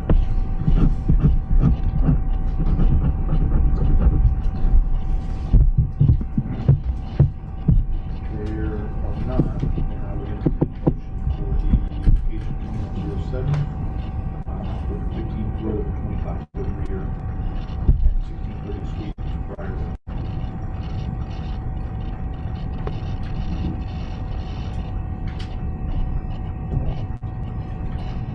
This is Joey. I'll make a motion to approve application 2107, 15-foot reservation, 25-foot existing easement setback, contingent on the passing utilities. I'll second. Motion, we have a second. All those in favor? Aye. Is anyone opposed? All right, next on the agenda this evening is development 2112, 1811 Central Boulevard in C2 294 acres.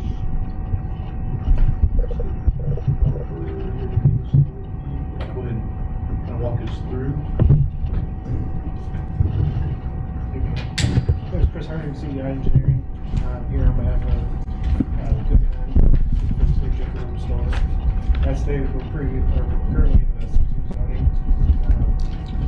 With the approval of variance tonight, we've met all setback requirements.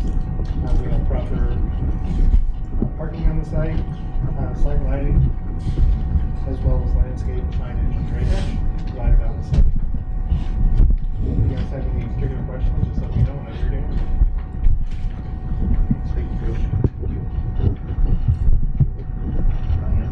Yes, you guys did see this one back in, can't remember what month, but a couple months ago. And that was the reason that it was tabled, was because of the issue with the sewer easement for the city of Bentonville, and Bentonville had requested that it be tabled. That was approved this evening.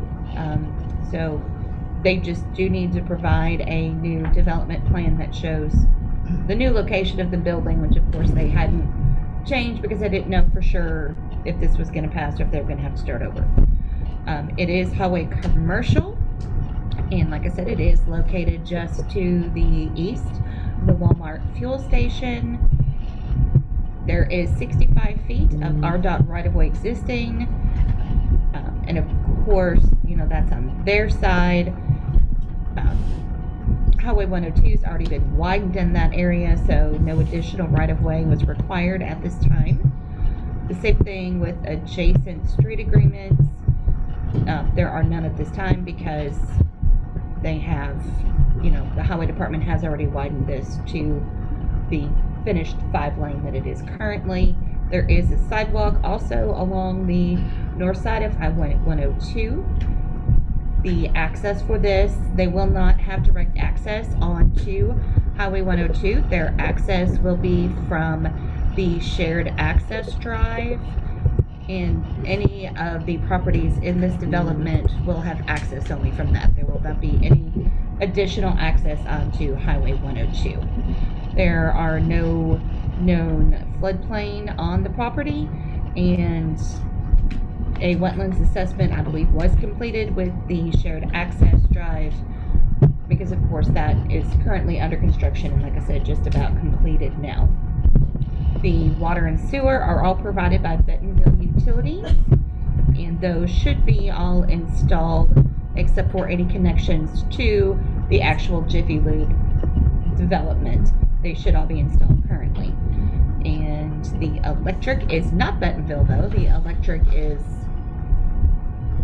Carroll Electric, SWEPCO, whichever one is over there. I can't remember at the moment, but it is not Bentonville's. It's SWEPCO. Thank you, Joey. And you know, the Bentonville Water has requested that the 20-foot sewer easement remain. So, like I said, that you guys did already approve the variance. And let's see what else is there on this one. Their parking requirements, they are meeting the parking requirements required of 1 parking space for 200 feet of floor space. So they're gonna have about 19 parking spaces, including 1 handicap. Landscaping screening, you guys did look at that previously. I did not include it in the packet, I'm sorry. But you guys did look at that previously. I think, Joey, you said, could you please cram in another tree or 2? But they are providing trees and landscaping there along the front of the property. The site lighting plan is proposed with the development for y'all's approval, and you guys did look at that previously also. We're going to have a monument sign. I believe it's located right around in this area, and a detention pond has already been built at the rear of this lot that goes along with the shared access drive development. So it's pretty much there. I'm just waiting for them to submit me as built so I get to go do another final inspection. And staff does find that the Jiffy Lube large scale development plan is in general compliance with city code, contingent on any remaining staff comments. And one of the biggest comments, like I said, that I'll have is that they provide the updated plans that show the building closer to that, have that smaller setback. Chris, what is the enclosure going to be for the dumpster?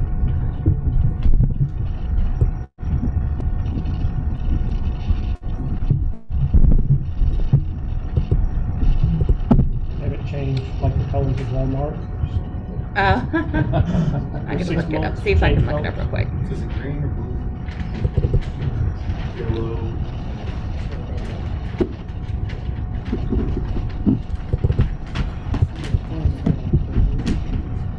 Do you guys have any particular comments or requirements on what you would like in the plan?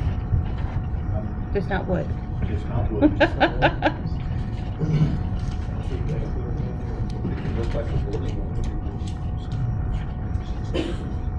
All right, Brian, where's Jiffy Lube? There it is.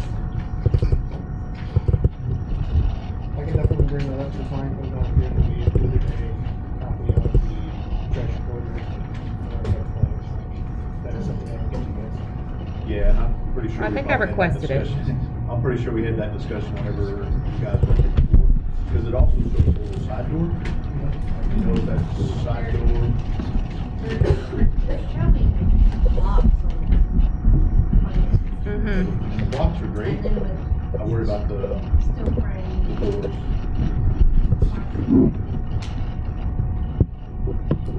gonna have to back you, so I'm gonna go back there.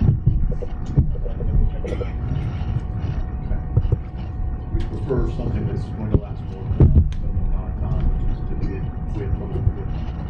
We prefer it to be more of a metal or something like that. And again, I think just a little bit clarification on that side. You guys are showing the side door, at least on that dumpster. Make sure it's the way the door or something like that.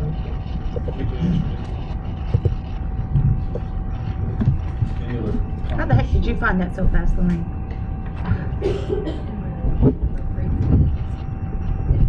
It's all by itself, no restriction. Oh, okay. Yeah, because I must have asked for it by itself. Here, let me bring it up. Yes. Any other comments, questions, concerns from the commission?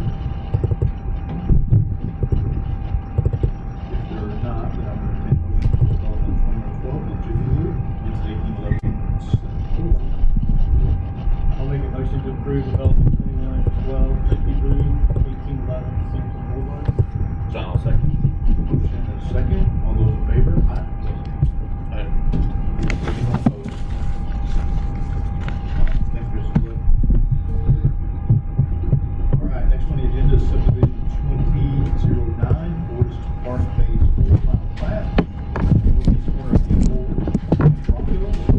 It is R2, 19.35 acres, 4 lots. And they're asking for final plat, maintenance bonds, and building covenants. Jeff, can you give us overview or anything that you need to know? Jeff Bates from Bates and Associates. This is the final phase of Forest Park, and we said there's 64 lots. We had our final inspection, our first passed, and we're ready to start building houses.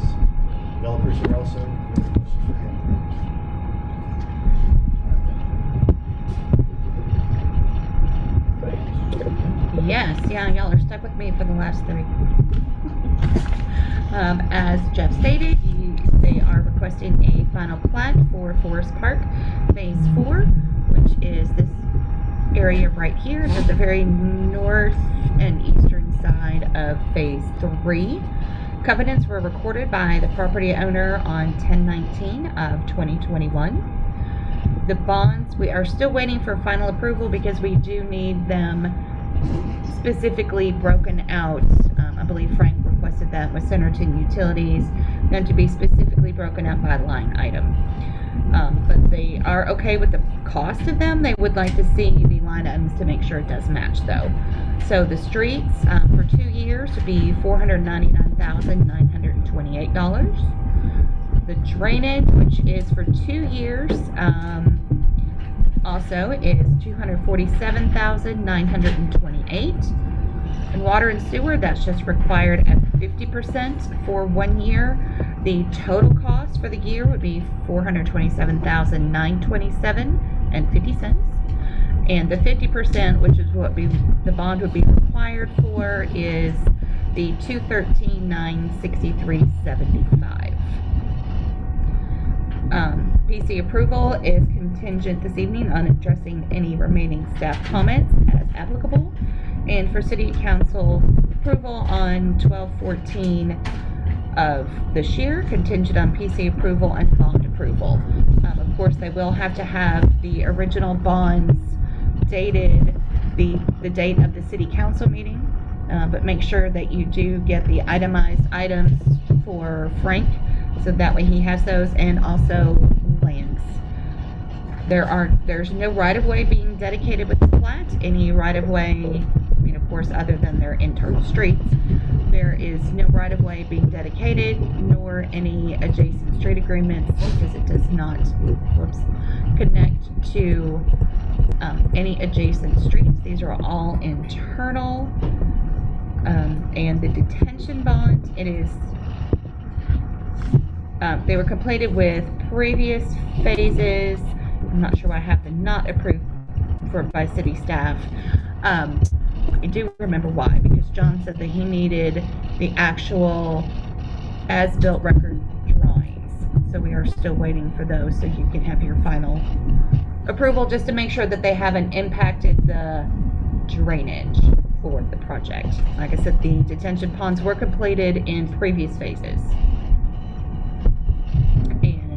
Remaining site work, all of it has been completed. We went out there and did an inspection today.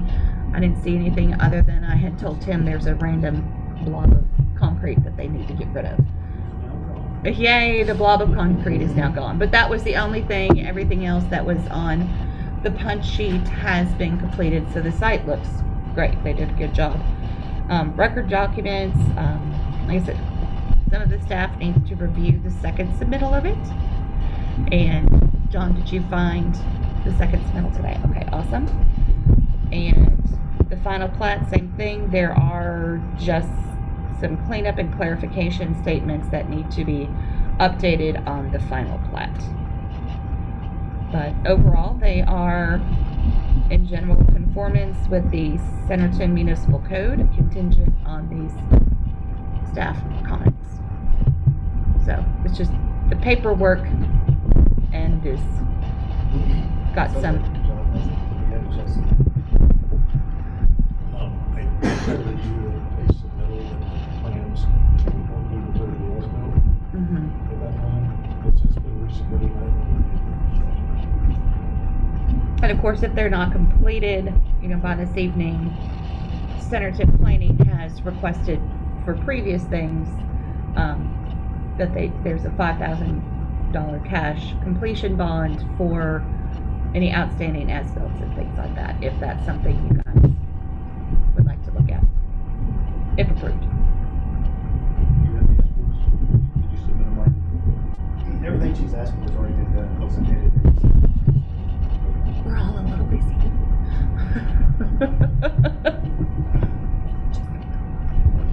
Any questions, comments, or concerns from any commissioners?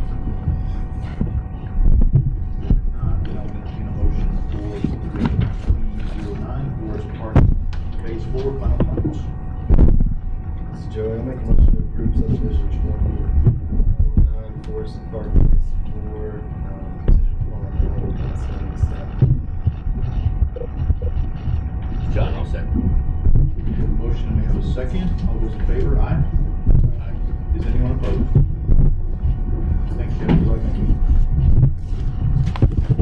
All right, next on the agenda is resolution 2005, Southwinds Phase 2 final plat. This is the north side of Kimmel Road, east of Southwinds Phase 1. It is R3 single family, 27.24 acres. And again, they're asking for final plat, maintenance bonds, and covenants. Bill, this is you.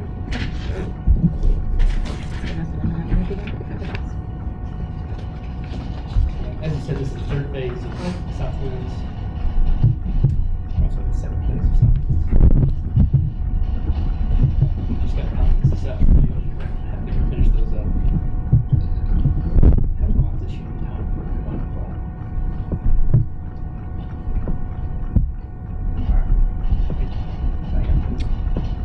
They are requesting their final plat for Southwinds Phase 2, which has 113 single-family lots, 1 detention lot, and a lift station on the 27.49, 27.9-ish acres, which is a replat of Tract D, and it is on the north side of Kimmel Road. It is zoned R3 single-family, which is the high-density single-family residential. As far as adjacent street agreements, improvements, half-street improvements on Kimmel Road were completed with Phase 1. So that is completed, and 30 feet of right-of-way was previously dedicated with a track split in 2018. The covenants, I just realized that there's just a word covenant and nothing next to it. So if they have not provided the covenants, we will need those from you for Brian to approve. Again, I've been apparently too busy for my own good. We have received the warranty bond estimates for this, and they are approved, but we will need the original bonds before the city council meeting, and they must be dated by the, for the city council date, which is the 14th.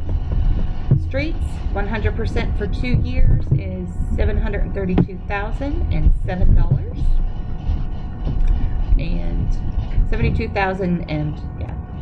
007. Drainage, 100% for 2 years. That's $295,721.20.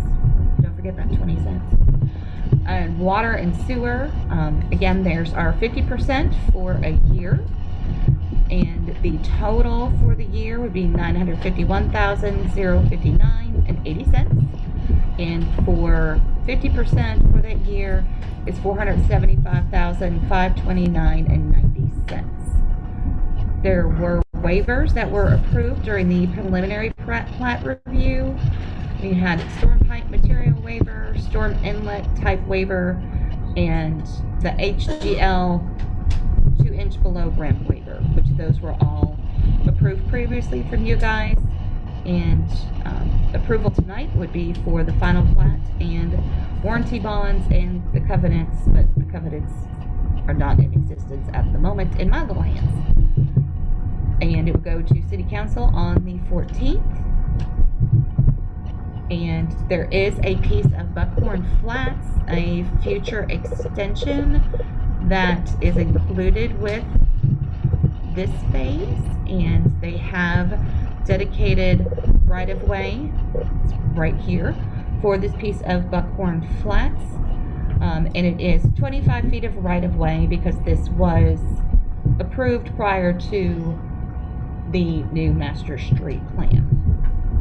As far as utility easements, a 20-foot utility easement is proposed along all internal streets per the utility placement guide and along Kimmel Road, with a 25-foot easement along the west side of Poplar Road, north of the lift station, which is, let's see if I can move this over here without creating chaos. The lift station is located on this lot right here. I said the adjacent street improvements were completed with phase 1.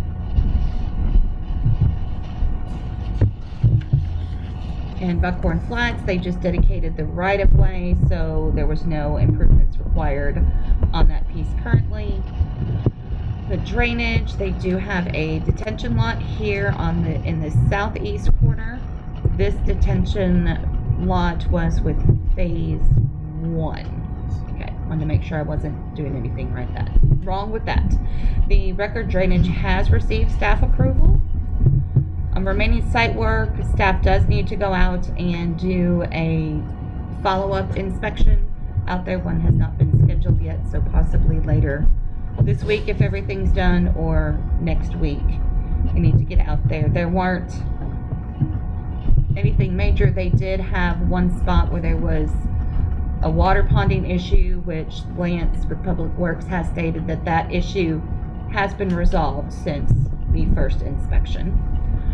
Record documents, they are on the second submittal, and I don't think there was anything major in those, and you have received the comments, and again, like I said, with the previous subdivision, if you guys aren't comfortable with them being outstanding, we have done the completion bonds previously, and the final plat, again, 2 staff reviews have been completed.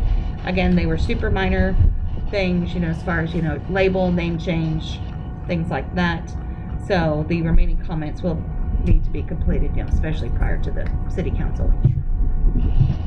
But other than that, they are in pretty good shape and are meeting the requirements. They're being revised to include the new lot totals, but I think that's almost done. They're done, I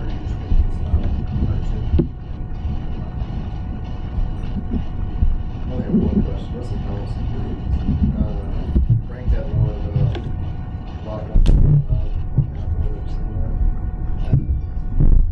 There wasn't a cover on the water line. They're going to have to build it up. Also, we have some sort of stem wall to maintain sidewalks. So that would be cool. So. Yeah, we met with them and talked to them already about it. Yeah, and all these comments were submitted to Phil around about Thanksgiving time. So they may have been hanging around in an inbox for a while on your end, so. Any additional comments or questions from any of the commissioners?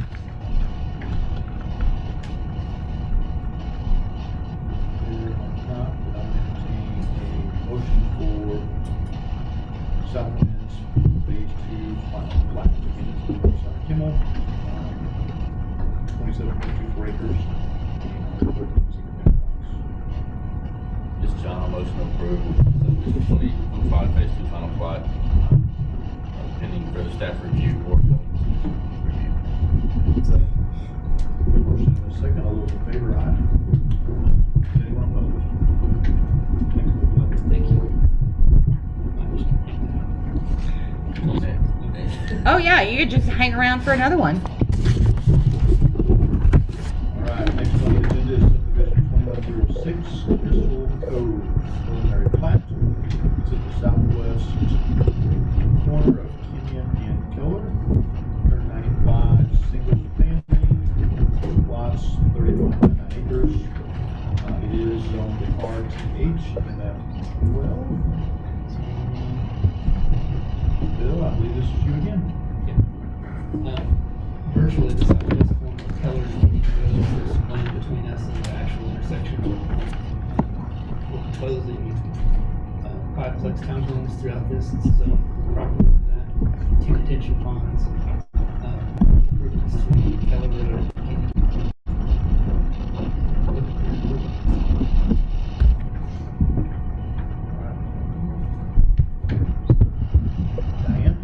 Yes, it is me again. This, as Phil stated, is 195 multifamily lots because they are townhomes, but they're each on their own lot. So it's hard to figure out, do you want to consider that single family or multifamily? The zoning is RTHMF 12.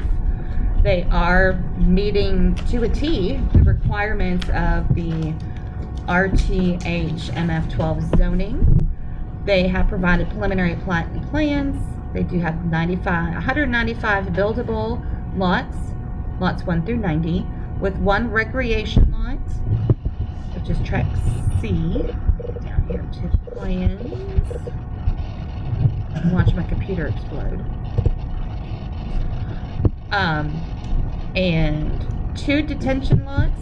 One is up here in the northwest corner up along Kenyon Road, and the other one is down toward the southeast portion of the property that connects up to Keller Road here. It is 30.99 acres, and it was rezoned back on February 2nd of 2021 from the A1 to RTHMF 12. We will need approval from you guys for the preliminary plat and plans. The adjacent street agreement, that will be brought to you guys later, probably at the next meeting, because we want to have a chance to talk with the neighbor, the property owner on the north side of Kenyon Road, because they are planning on submitting their development for that property within the next month. So we want to see how we can work that out. So this property, they had offered to complete Kenyon Road paved from their property line to Keller Road, but knowing that that new development will be coming in, we would like, there to be some sort of agreement where they each are doing their own part, so nobody's having to do an entire stretch of road that's not adjacent literally to their property. So that will come to you guys later, and then staff does request that any approval be contingent on the remaining staff comments. Their zoning, the density is 6.29 units per acre, so that is less than what is, less than what is allowable, which is the 12 units per acre. My computer's not working, so I'm not going to look at it.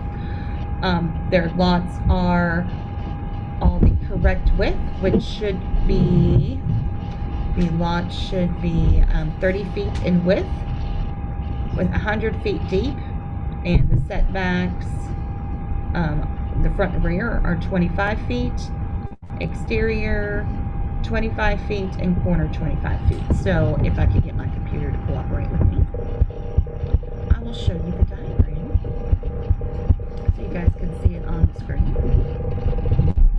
Apparently my computer is as tired as I am. There we go. So their lots are configured pretty much exactly like this. And the main reason they have that one recreation lot, yay, some green space, but also it wouldn't fit into this type pattern.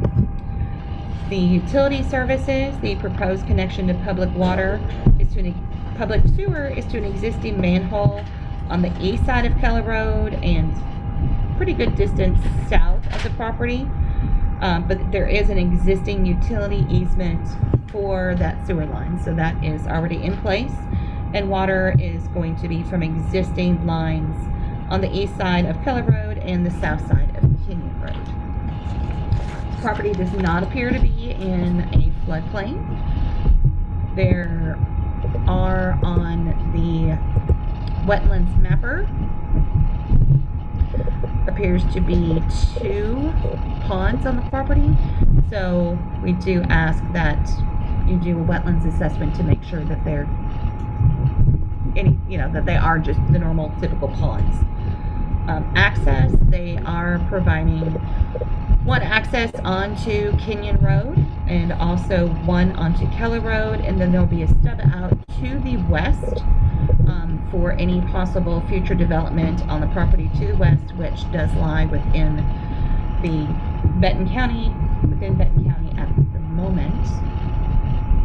And like I said, the adjacent street agreement, that will be hammered out later with you guys, but they are dedicating 45 feet of right-of-way for Keller Road, which is a minor arterial, so it has a 90 feet of right-of-way total.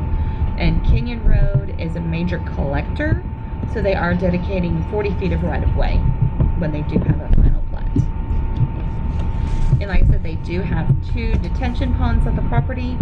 John did have a few comments, but nothing that would cause any changes to the overall plan, so he does approve the drainage, just as long as his few little comments are taken into account. And like I said, they do have that 1 lot for common open space. And that is all I have. I'm trying. Well, I see a lot of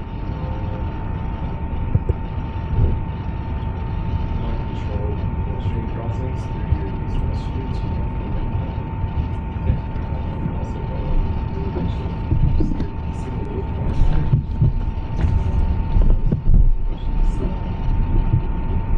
but for sure, you probably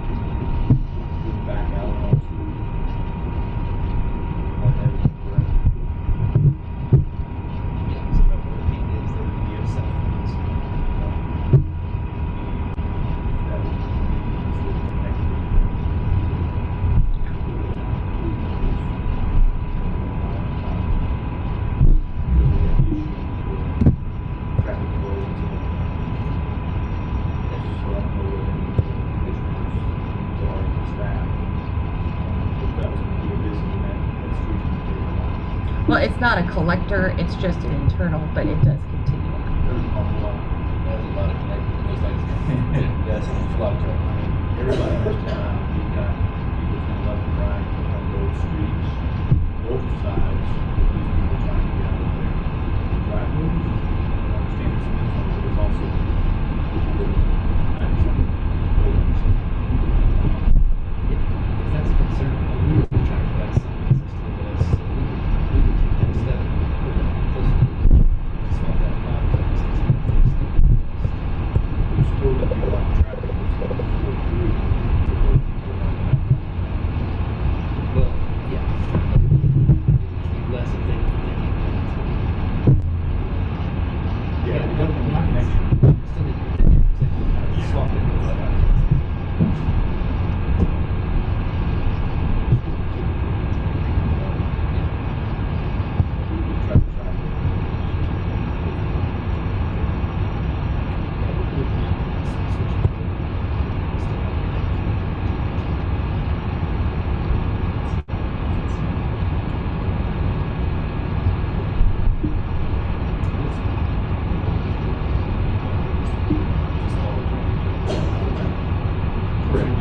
Yeah, you got 200 times 2, that's what What about some stop signs? Is that a controlled intersection? Right there, there is one. you just stop there. Yes.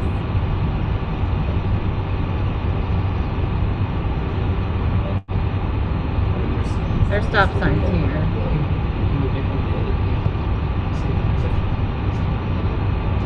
And then this is a four-way.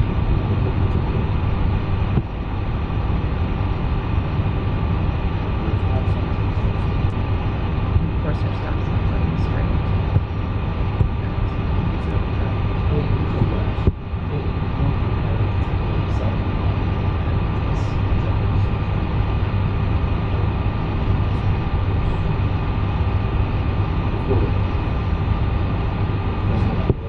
Yeah, yeah.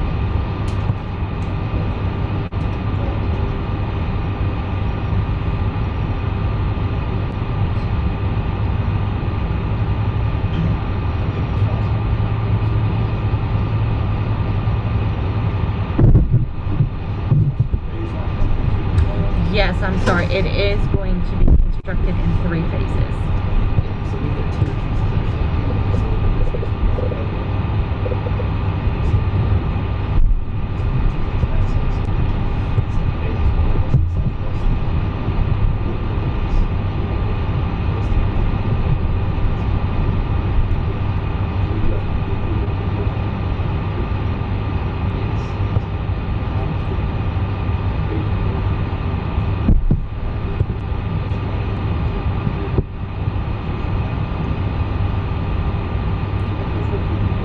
Approve the whole thing, it doesn't matter, as long as they start construction on phase 1 within a year.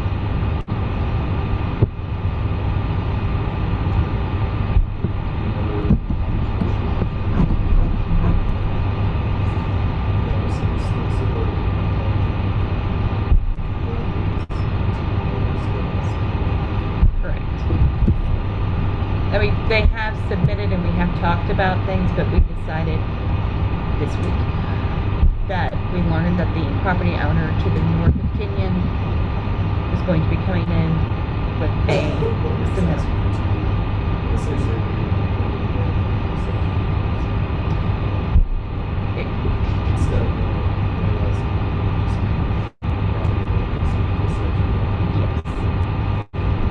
Because we're trying to avoid them having to do everything. And then the next property owner that comes in on the north side of Kenyon just has to do a little bit. Correct. And since these are going to be occurring, at least with submittal times, close enough.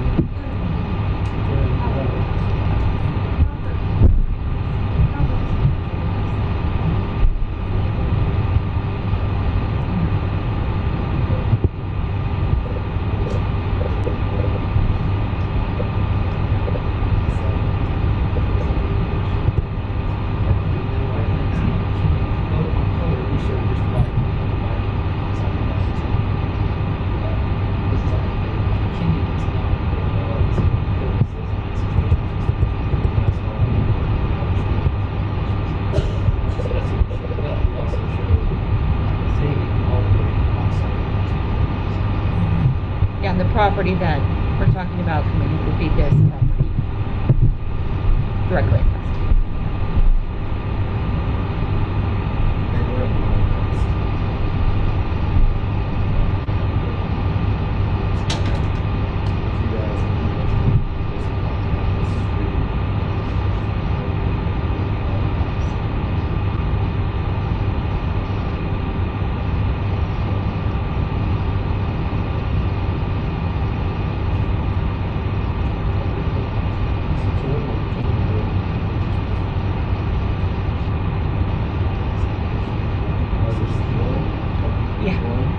Typically, that's what we do, but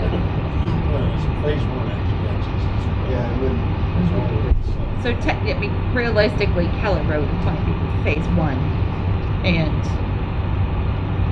the 3rd phase would be Kenyon.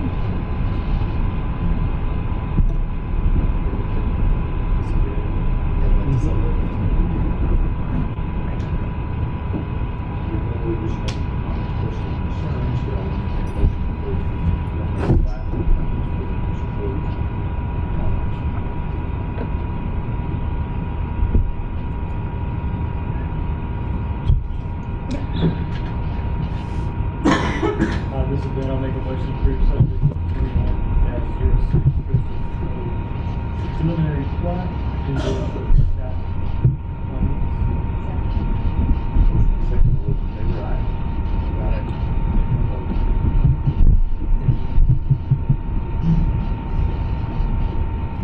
Next on the CV, under other business, is a public hearing for cell tower and small cell division.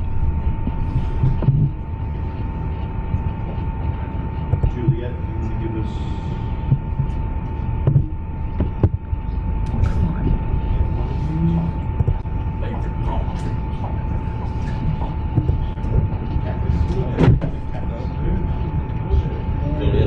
Deal fight from a concrete. It's your code. You have all the politics. Let me find one that's bigger. I don't know why that's looking like that. I can't even get it to close. What the heck? No, ironically, I did. I was driving to Boulevard last week with my wife, and I started pointing out what's a monopole. Was she I did. impressed? She was like, I don't care.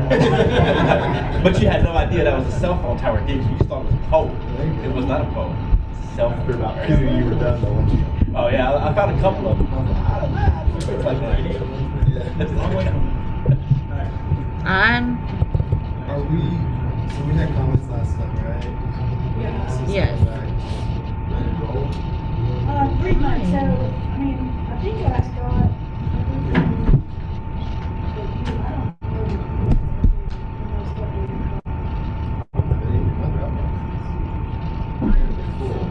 I think this meeting, mine's full. Is that it? Yeah, mine's completely full. Yeah, I don't have anything but this on my Dropbox, so it has to. My lawyers, we like to be. So you don't have to pay for Dropbox? I do have the. So you don't have to pay for it, extended storage space. You get paid for We know what our Yeah. limit to how big our meetings would be. Well, my computer's decided that it doesn't want to do anything. Can you pull up the Word document? Oh. Well, if it'll, I can't get to Went through all OneDrive. the line item changes. Yeah, I think we're good. I mean, the long and short of it, there weren't any major changes to what was presented last year. Just do some research on some of the, also go into that. Does it make sense this time? I got an attorney with me. And I So, don't, now your wallet's not in the silver. I don't think there's anything that should change the processes that we set out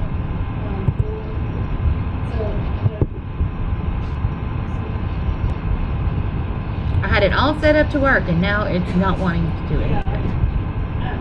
So the long and short is that we decided that in areas that were able and agricultural, that would be the only areas where something was zero, a new tower. And only then, if the property meets A1 specifications and the community size of these and the tower set 100 feet, at least 100 feet, fully set back a distance of the tower height as measured against the tower.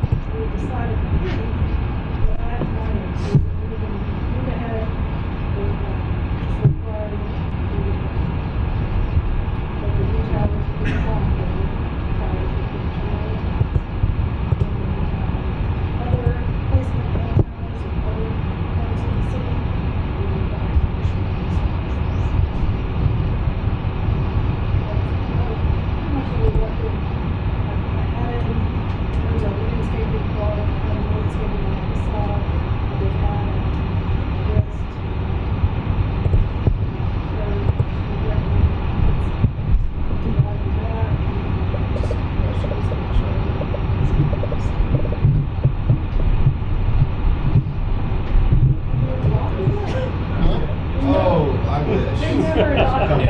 It's in draft. It's in draft.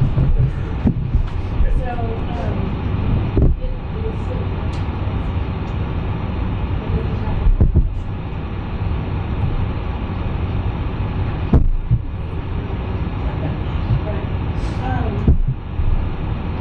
My wife recently came in and she wanted to know what was your recent obsession with these cell towers. I can't drive by one without you making a comment about it. What's going on?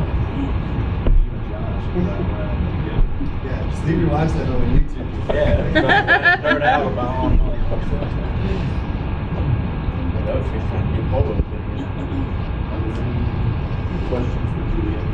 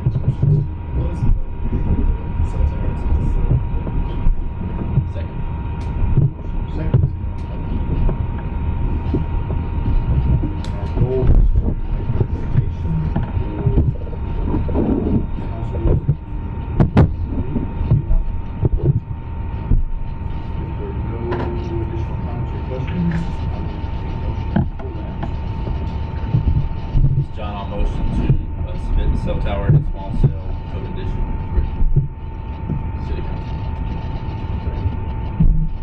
Motion and a second. Do a roll call. Ed Lewis? Yes. John Sessoms? Yes. Amber Beal? Craig Langford? Yes. Devin Murphy? Yes. Joey Engel? Yes. And Jeff Steinhardt? We thank you, staff, for your hard work. That. There will be a executive meeting on 1/10. Our next BZA and planning commission meeting will be 12/21. If you can't be here, please let us know. We did have folks with us this evening, so thank you them. The next council meeting is 12/14. And there's an additional staff. Staff or any of the commissioners. I will make a motion to adjourn. Make a motion to adjourn. Second. Motion and That second. should have been One opposed. I know that's. That's Thank you, guys.